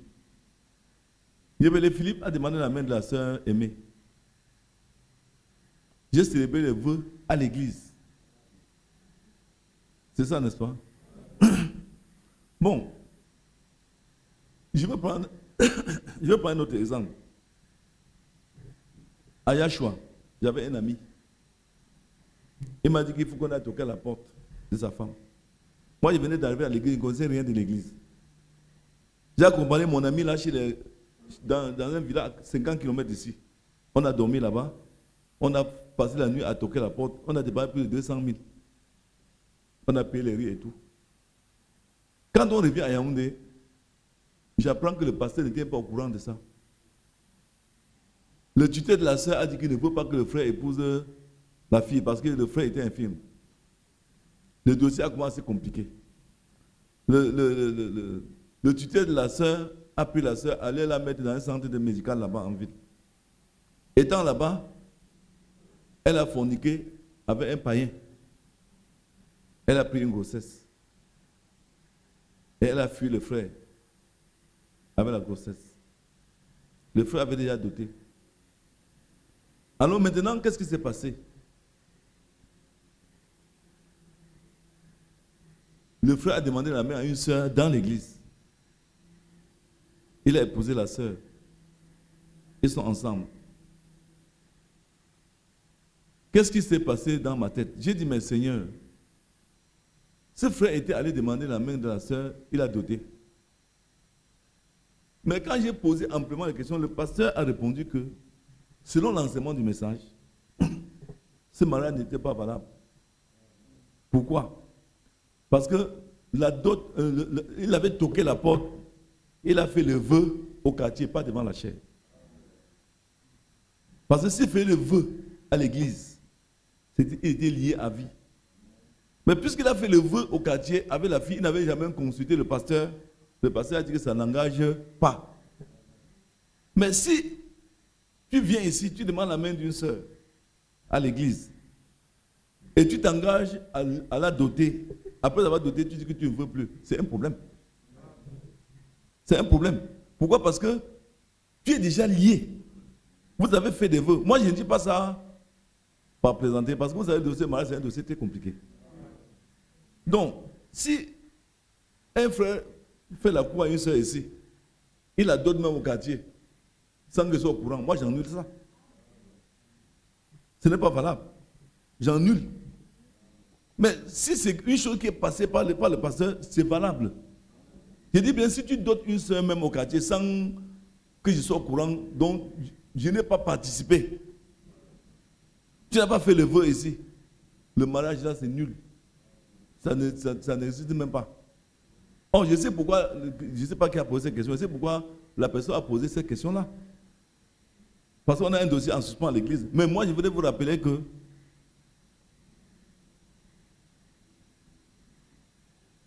ce que je pleure tous les jours, c'est parce que l'église que j'ai aujourd'hui, ce n'est pas ce que je croyais.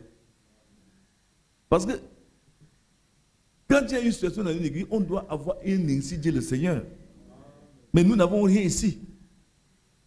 Nous n'avons aucun ainsi dit le Seigneur. C'est pour ça que je vous accuse. Je vous accuse. Je sais que la personne a fait, par exemple, allusion au problème des frères Franck et de la sœur Flavie. Ils sont en train de se discuter là. Je ne sais pas ce que c'est, pas pourquoi ils ont des discussions. Mais je voudrais vous rappeler que ni le frère Franck, ni la sœur Flavie, ni l'un ni l'autre ne peut me dire avec assurance que Dieu a dit qu'il ne doit pas se marier.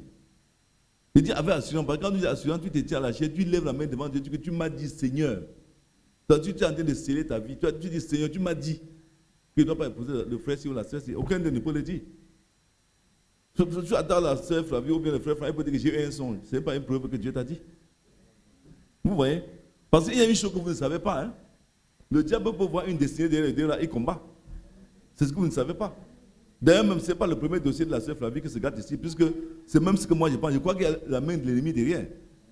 Or, comme l'église n'est pas spirituelle, les gens ne prient pas. Ils commencent à condamner, ils commencent à dire les choses parce qu'ils n'ont pas le cœur. Parce qu'ils prennent la tête, mais pas le cœur. Si moi, j'étais à votre place, je ne ferais pas ça. Je ne ferais pas ça. Parce que si vous vous mettez exactement à la place du frère, l'enfant est malheureux. Il ne dort pas. Il ne vit pas bien. Il est mal à l'aise. Si vous vous mettez à la place de Flavie, vous croyez que la fille la vit comment? C'est comme une maladie qu'elle a portée.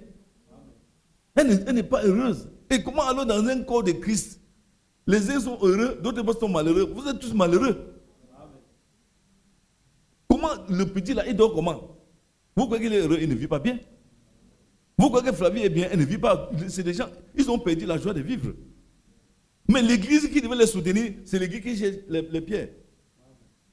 Non, on savait qu'il est comme ça, le gars là est mauvais. La fille là, on savait qu'elle est comme ça, elle est mauvaise. Mais avec les mots, il est mauvais, elle est mauvaise là, ça ne résout aucun problème. Ça ne résout aucun problème. Il n'y a personne qui les console. Personne pour les penser, les plaire. Oh frère, laisse, puis entrons en jeune. Il n'y a pas. Bien sûr, ils ont commis des fautes graves. Moi, il faut être honnête. Mais c'est réparable. C'est réparable.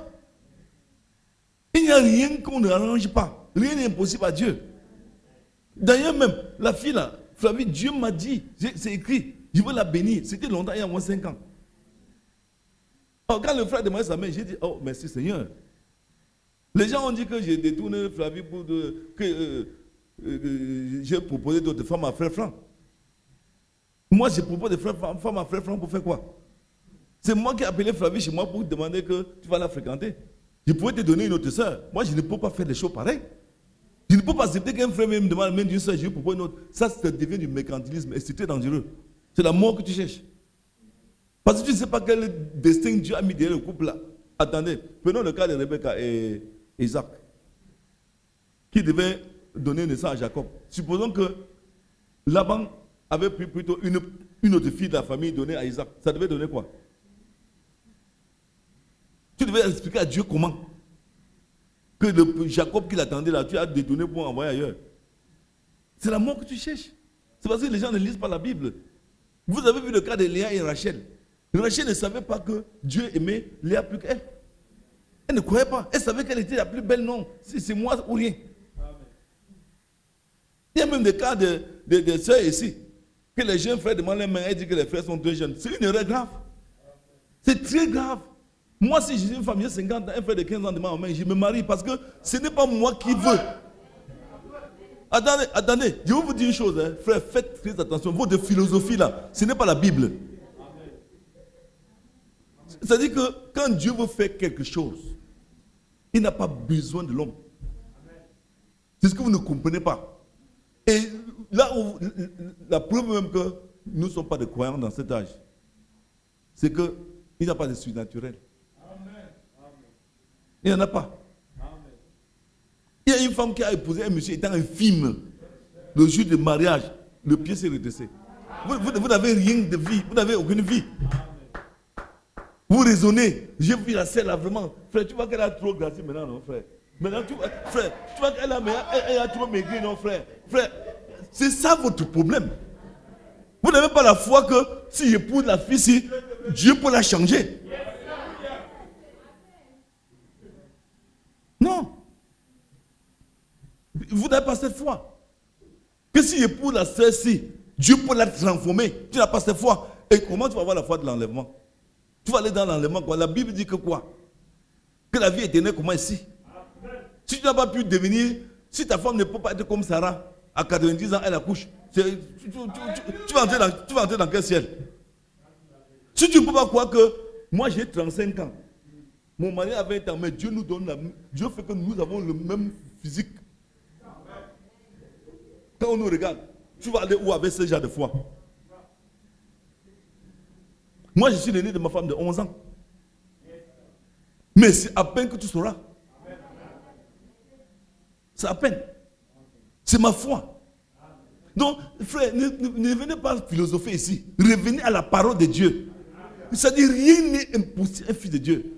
C'est-à-dire que, si moi, je veux me marier, si on me prend une femme qui n'a pas les pieds, et que c'est Dieu, je ne demande pas les conseils aux gens. On me montre une femme qui a la gale, qu'on ne guérit pas, je ne vous demande rien. Je vous dis, je traite avec mon Dieu là-bas. Oh maman, est-ce qu'il peut épouser la fille ici? Oh papa, est-ce qu'il peut épouser le gars ici? Mais frère, vous n'êtes pas des chrétiens. Ta mère et ton père, ça vient faire quoi dans le dossier? Tu es majeur. Amen. Tu ne connais pas prier? Ta portion au Saint-Esprit, c'est ta mère et ton père. Vous n'avez pas la foi, c'est tout. Vous vous montrez que vous ne connaissez même pas Dieu que vous servez. Puisque il y a des choses que si ça ne t'arrive pas dans ta vie, tu ne peux pas croire que tu vas vivre dans la vie éternelle. Il y a des choses qui ça doit t'arriver. Pour que tu crois que le genre des choses, c'est tellement surnaturel que non, je suis sûr que ça va encore. Mais s'il n'y a pas ça, avec quoi tu te tiens même que je suis chrétien? Frère, madame, quand tu dis que tu es élu, là, il faut te repentir, hein, frère. Parce que tu n'es même pas un élu, il faut te repentir. Il faut dépasser les petites considérations du quartier là. Je dis et je répète. C'est parce que j'ai même épousé mon épouse. Elle est même d'une famille un peu noble. Moi, quand j'étais à Douala, ce que je demandais à Dieu, c'est que donne-moi une femme qui souffre d'une famille misérable qu'elle veut aider. C'était tout ma prière. Que Seigneur, donne-moi une femme qui est dans une famille qui souffre, je veux l'aider. Mais Dieu ne m'a pas donné une femme qui est dans une famille qui souffrait. Mais s'il me donnait une femme d'une famille qui souffrait, ça devait me plaire. Pour que je l'aide, j'aide sa famille. Or ici, vous voulez une femme parfaite, qui n'a jamais un défaut, et un homme qui n'a jamais eu une tâche sur lui. Et c'est comme ça que vous voulez être éprouvé. Être éprouvé avec la perfection. C'est une erreur, monsieur. Demande à Dieu que Seigneur, donne-moi ce que tu crois ce qui est bien pour moi. Or, la chose là, quand ça va venir, ça va être la plus laide du monde. Maintenant, c'est quand tu vas accepter ça que tu vas voir la beauté à l'intérieur. Quand tu vas dans les cafés là en ville, vous savez où on trouve les plus belles femmes du monde? C'est dans les bars. C'est même pas dans les palais. Les plus belles femmes que... Moi, je suis quelqu'un, j'ai ouvert les cafés. J'ai fait les grandes choses. Les plus belles femmes du monde sont dans les boîtes de nuit.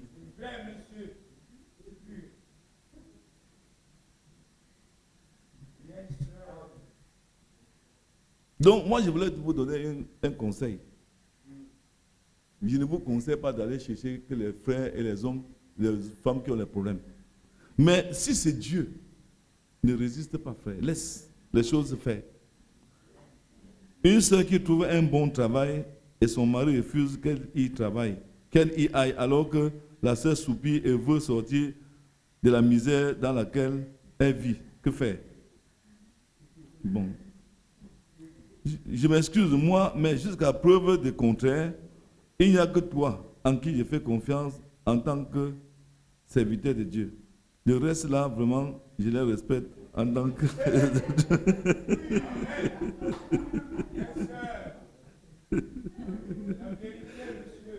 Ouais. Je les respecte en tant qu'être humain, mais... mais jamais en tant qu'homme de Dieu. Vraiment. Bon. Frère, si tu trouves un bon travail et que ton mari te dit que tu n'as pas travaillé, qui te donne à manger? S'il ne donne pas à manger, vous portez l'affaire devant le pasteur. Parce qu'il n'a pas le droit de te mettre en prison. Tu vois que si je prends un enfant, je dépense l'argent comme nous souffrons sur les enfants là. L'enfant a même son petit bac, on lui donne 30 000, 50 000, 100 000, 80 000, tu refuses. Et ma fille, chaque fois c'est moi qui lui donne la nourriture. Moi je te dis, tu arrêtes ça. Amen. Tu arrêtes ça. Parce qu'il y a les doctrines dans cette, il y a les doctrines dans cette église. Amen. Il y a les frères qui se permettent de dire à leurs femmes que le pasteur n'a rien à dire.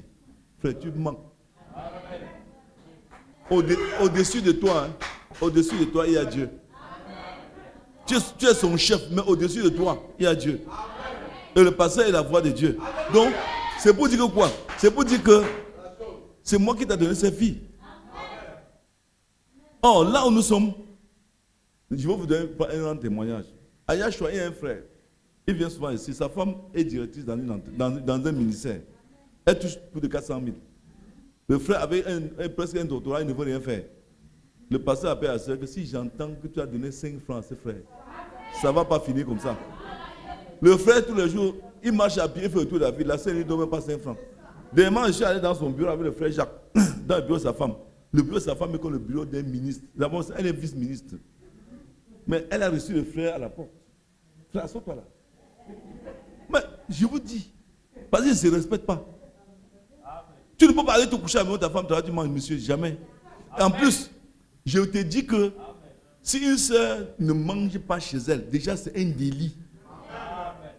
S'il y a une soeur ici, que le frère ne rationne pas, tu ne dis rien, c'est ton problème. Tu dois venir te plaindre à moi. On convoque le monsieur. Parce qu'il y a des gars ici qui disent qu'ils ne peuvent pas vendre l'eau comme pas, et tout ça. Et ils ne peuvent pas. Non, je vous dis la vérité, ils sont là, non? Donc c'est pour vous dire que si un frère ne rationne pas sa femme, c'est d'abord un grand bandit. Oui, on le passe en conseil de discipline. Parce que la femme doit avoir sa nourriture. L'enfant doit aller à l'école. Vous comprenez? Ce n'est pas une faveur. Hein? Ce n'est pas une faveur. Donc, s'il y a un cas comme ça, il refuse, viens. Tu vas aller travailler, il va voir ce qu'il va faire. Moi, je veux t'accompagner au travail là. C'est vrai. Je veux voir comment il va te chasser dans le mariage là. D'ailleurs, le message est même très petit. Tu crées un forfait dans le message maintenant, nous on te fiche seulement. Tu vas droit, on dit qu'on connaît où tu sors. Tu vas en Anguissa, on dit on sait où tu sors. C'est fini. On va prendre nos filles pour aller faire le tambour. Bon, en ce qui concerne les choses qu'on fait là, tous les jours ici on humilie les hommes de Dieu. Moi je dis toujours que c'est eux qui veulent qu'on les humilie. Ce n'est pas moi. Parce que il y a les plaintes même des sœurs ici qui me disent que les frères les mendient. Les frères là me demandent l'argent tout le temps, pasteur. Mais quand vous êtes les hommes de Dieu, vous demandez l'argent aux sœurs, elles vont vous respecter comment? Les sœurs me disent, même les frères, que les diacres, ils me demandent l'argent.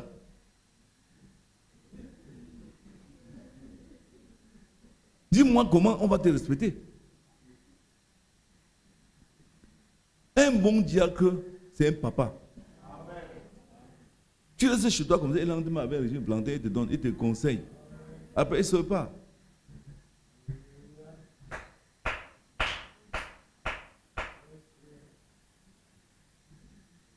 Bon, c'est Charlotte a posé une question là. Forgive, c'est quoi?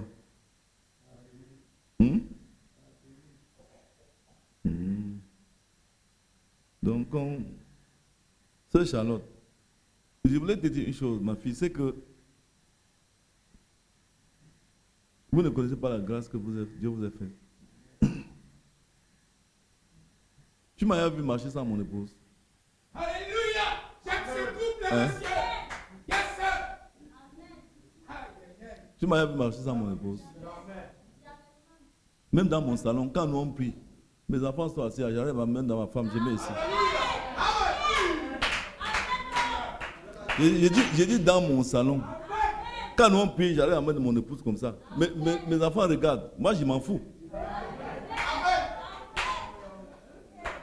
ce que vous ne comprenez pas, vous n'avez jamais accompagné vos maris.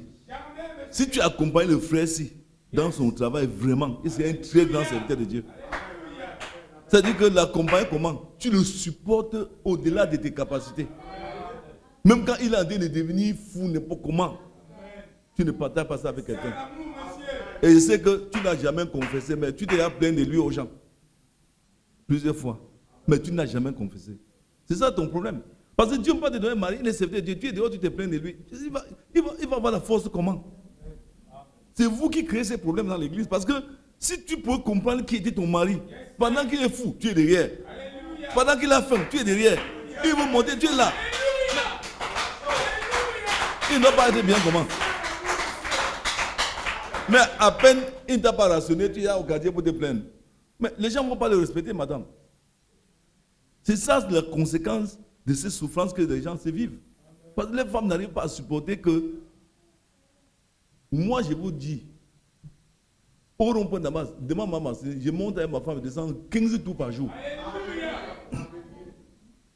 Je vais aller chez Jacques, grand-mère, allons, on part. Je vais descendre au Bogo, grand-mère, allons, on descend. Dieu ne Raph, ce n'est pas mon aide. Non, monsieur. Mon aide, c'est Kepsilon. Yes.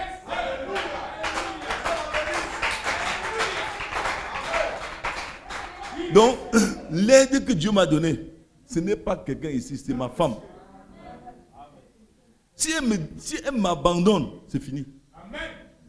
Je veux sombrer. Pourquoi? Parce que le soutien que Dieu m'a donné, c'est elle. Si je sens, mon frère est mort prématurément, pourquoi? C'était le stress. Mon frère il n'est pas mort de maladie. Il s'est couché, il a dit Victor, ça vaut plus la peine qu'il vive. Je suis même où? Parce qu'il a vu sa femme l'abandonner, ses enfants l'ont abandonné, il a préféré mourir, il s'est laissé à la mort. Même moi qui étais son double, je n'ai pas pu le retenir. Il a préféré la mort. Donc, la femme peut te retenir à la vie. Donc, sœur, vous ne faites pas votre travail. Ronald Reagan disait que c'est Nancy Reagan qui a fait sa force. Même Clinton, là, Clinton confesse. C'est sa femme qui a fait de lui un président. Tous ces gens-là, quand toi tu es là, ton mari est ton ami, il dit un, tu dis deux, affiche le camp frère, tu ne vaux rien. Mais attends, quel bonheur tu vas avoir? Il faut savoir qu'il y a une différence entre toi et ton mari. Très différent. Il est ton chef. Dis 1 Timothée quoi? 12, 11. N'est-ce pas? 1 Timothée 11 le dit. 1 Corinthiens, pardon. 1 Corinthiens 11 dit, l'homme est le chef de la femme. Dieu est le chef de l'homme. Et tu dois obéir à ton mari sans réflexion. Parce que tu crois qu'il a le Saint-Esprit. Il ne peut pas te dire une chose pour te nuire. C'est quand vous dites dans le monde, il dit, tu commences à analyser. Ici, on n'analyse plus. Tu peux prier, dire Seigneur, ton serviteur a dit à ceci, conduis-nous. Mais si tu veux raisonner, ce n'est plus bon. Et quand Dieu voit un couple qui a l'amour dedans, il accomplit beaucoup de choses. Je vais vous rendre un petit témoignage. L'autre jour, j'étais ici, à la chaire, j'étais en train de parler, larmes coulaient dans mes joues. J'ai dit, Seigneur, le chantier sérieux me rend fou. Mon époux était assis là dehors. Je n'avais plus de force pour marcher. J'étais en train d'avoir presque un AVC. Elle m'a dit, voilà mes 60 000 qu'on m'a donné pour payer la pension de mes enfants, je te donne comme ma contribution de ciment. C'est ça qui m'a donné la force pour traverser et recevoir l'argent le lendemain pour payer le ciment. Et que ça a permis, parce que je vais vous dire une chose. Quand elle m'a donné 60 000 là, il y a une soeur qui est venue ici me trouver, m'a dit que je viens te donner mon argent. Je vais revenir chercher ça dans un nombre de jours. Le temps qu'elle m'a donné 60 000, s'il n'a pas reçu ça, peut-être que j'ai tombé malade, on a été chantier. Ça fait 2 semaines. Une autre soeur vient me donner 150 000 francs ici. J'ai demandé à la soeur, donne-moi 150 000 en prêt. Elle m'a dit, je veux te donner, mais je n'ai pas. Je suis resté au bureau là. Moi, je ne cache pas mes choses. La soeur vient me donner 150 000, elle a dit, je ne te donne pas en prêt, je te donne. J'ai dit, quoi? Elle m'a dit, je te donne. C'est ce que je veux te donner, prends. Je ne te prête pas. J'ai compris que si mon épouse n'avait pas posé cet acte, Alléluia. vous n'aurez jamais eu cet argent-là. Mais vous n'avez jamais su ça. Donc c'est pour vous mettre en garde. Que là où vous êtes, toutes les souffrances que vous vivez, c'est vous qui cherchez. Yes. Sœur, si tu veux, hein, La vérité, ton mari là, monsieur. si tu veux, toi, Charlotte, si tu veux, le gars là, Yes. il sera un grand homme. Mais si tu ne veux pas, il va rester dans la maison avec toi à lutter chaque jour. Si tu veux, tu peux faire du gars ici un grand homme. Parce que donne-lui la confiance. Donc fais-lui avoir confiance en lui. Tu comprends? Amène-le à ne pas être petit. Donc élève-le. C'est ce que tu ne comprends pas.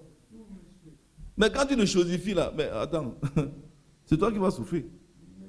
Moi, c'est le frère Michel. J'ai un problème qui me tient à cœur. Depuis juste après mon baptême, je suis tombé dans la fornication et je veux me faire pardonner. Bon, tu confesses à l'église, c'est qui? Tu confesses à l'église, tu as confessé à l'église? Bon, lève-toi, tu te mets debout, tu confesses. On va prier pour toi, le démon là va partir. Alléluia.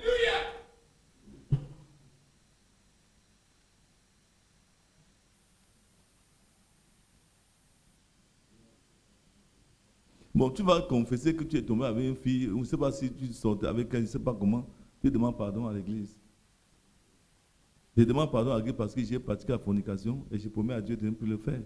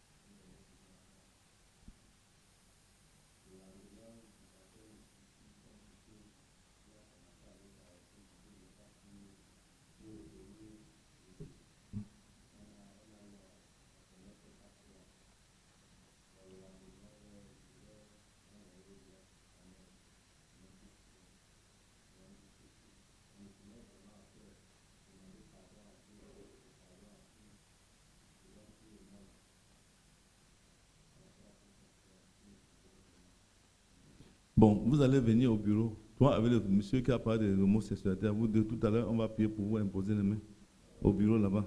On peut faire ça ici. Bon, que le Seigneur te bénisse. Nous allons prier pour lui. Seigneur Dieu de grâce, vous avez pardonné à vos frères. Oh Seigneur, il est écrit dans le livre de Jacques chapitre 5, à partir du verset 16, confessez vos péchés les uns aux autres et priez les uns pour les autres afin que vous soyez guéris. Nous te prions de pardonner ton serviteur Michel et que ce démon le quitte maintenant au nom de Jésus-Christ. Amen. Bon, là, viens lire ça. C'est la dernière question, après ça on va rentrer.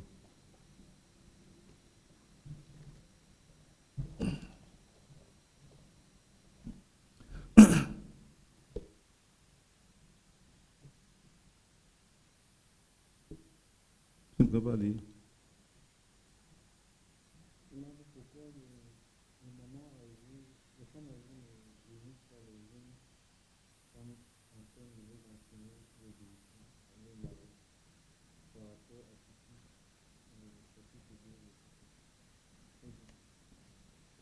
Bon, effectivement, dans la Bible, c'est demandé comme ça, mais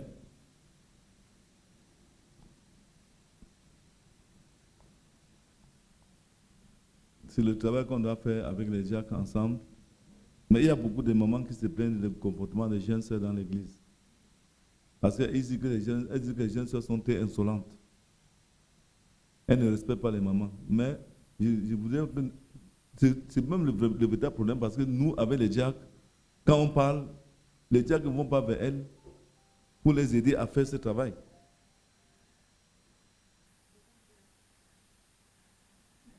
Donc, frère, je demande pardon pour le compte de l'église parce qu'effectivement, ça devait se faire comme ça. Les jeunes sœurs de l'église qui viennent de se marier devaient être assistées des mamans. Bon, il y a aussi des jeunes sœurs qui se plaignent de ces deux mamans ici parce qu'elles sont On dit congosiste.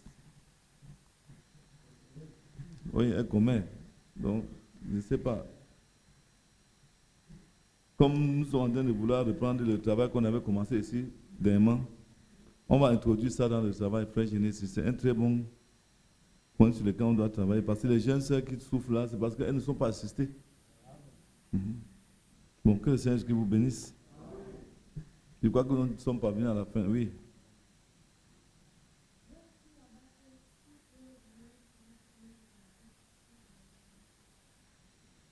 Bon. Ce n'est pas moi qui te donne la chance pour te repentir. Si tu sens que tu es coupable quelque part, tu confesses seulement à l'église. Parce que quand tu pêches contre l'église, tu es dans un corps. Et tu pêches contre Dieu. Parce que étant dans le corps de Christ, une faute que tu commets, ça ne te pénalise pas seul. Quand Achan a volé, ce n'est pas lui qui est mort. Ce sont les autres. Parfois, quand tu commets une faute, ça va se répercuter dans l'église, dans les prières des gens. Parce qu'une chaîne de prière, c'est une chaîne, nous sommes comme dans une chaîne. Et quand un membre de la chaîne est défaillant, tous les autres sont affectés. Donc quand tu vis mal, ce n'est pas seulement toi qui dois souffrir. Je prends un exemple. Si peut-être tu as une vie souillée, frère noir ne peut pas dire qu'il est saint. Non. Et à cause de lui, l'église va souffrir. Donc on peut même voir la vie de l'église à partir de ta propre vie. Si moi, par exemple, je suis quelqu'un, je vis vivant avec mon épouse, comment l'église peut être sanctifiée? C'est pour ça qu'on se plaint des diacres parce qu'ils ne veulent pas prendre leur position en Christ. Et même quand on pose des questions, vous ne posez pas des questions d'une manière intelligible, comme ça peut aider l'église. C'est-à-dire on pose des petites questions de rien du tout, alors que les gens ont les dossiers dans leur tête là derrière. Ils ne disent rien. Après, on va comprendre au quartier, ils sont en train de murmurer. C'est très mauvais. Ils connaissent les choses, ils ne disent rien. Mais après, on va comprendre ça au quartier. Ok, sœur, vas-y, demande pardon à Dieu. Shalom.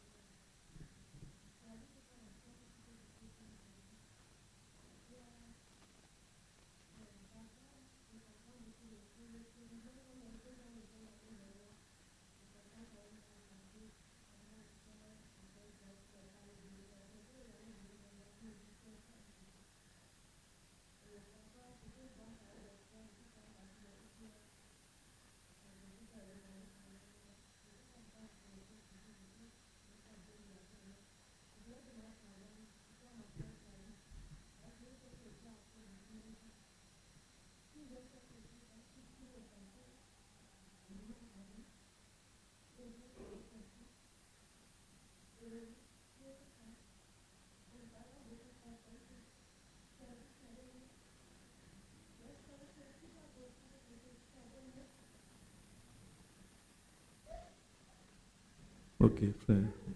Prions pour notre sœur. Seigneur Dieu de grâce, Dieu de miséricorde, nous te bénissons encore pour ta présence au milieu de nous. Nous voulons te confier ta servante, notre sœur, afin que tu puisses lui pardonner et délivrer ton enfant de cette onction qui est sur elle et qui l'a amené à se comporter de cette manière. Seigneur, il est écrit dans ta parole que si nous confessons nos péchés, tu es fidèle et juste pour nous pardonner et pour nous purifier de toute iniquité. Nous condamnons ces démons sur elle et nous le renvoyons à Dieu au nom de Jésus-Christ. Nous implorons ta grâce pour qu'elle puisse retrouver la paix avec ses frères. Au nom de Jésus-Christ. Amen.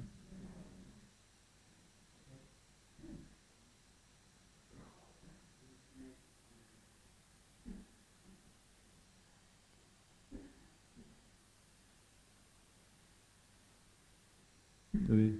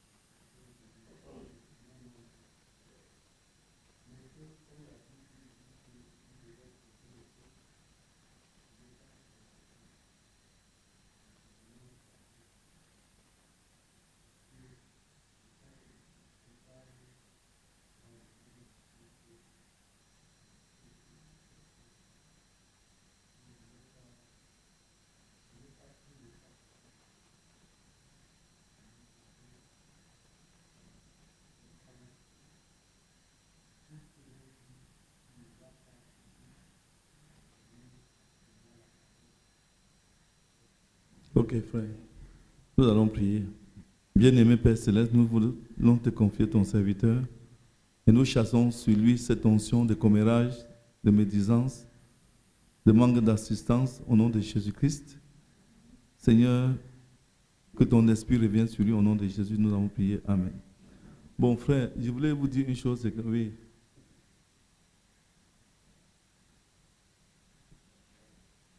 Shalom, frère.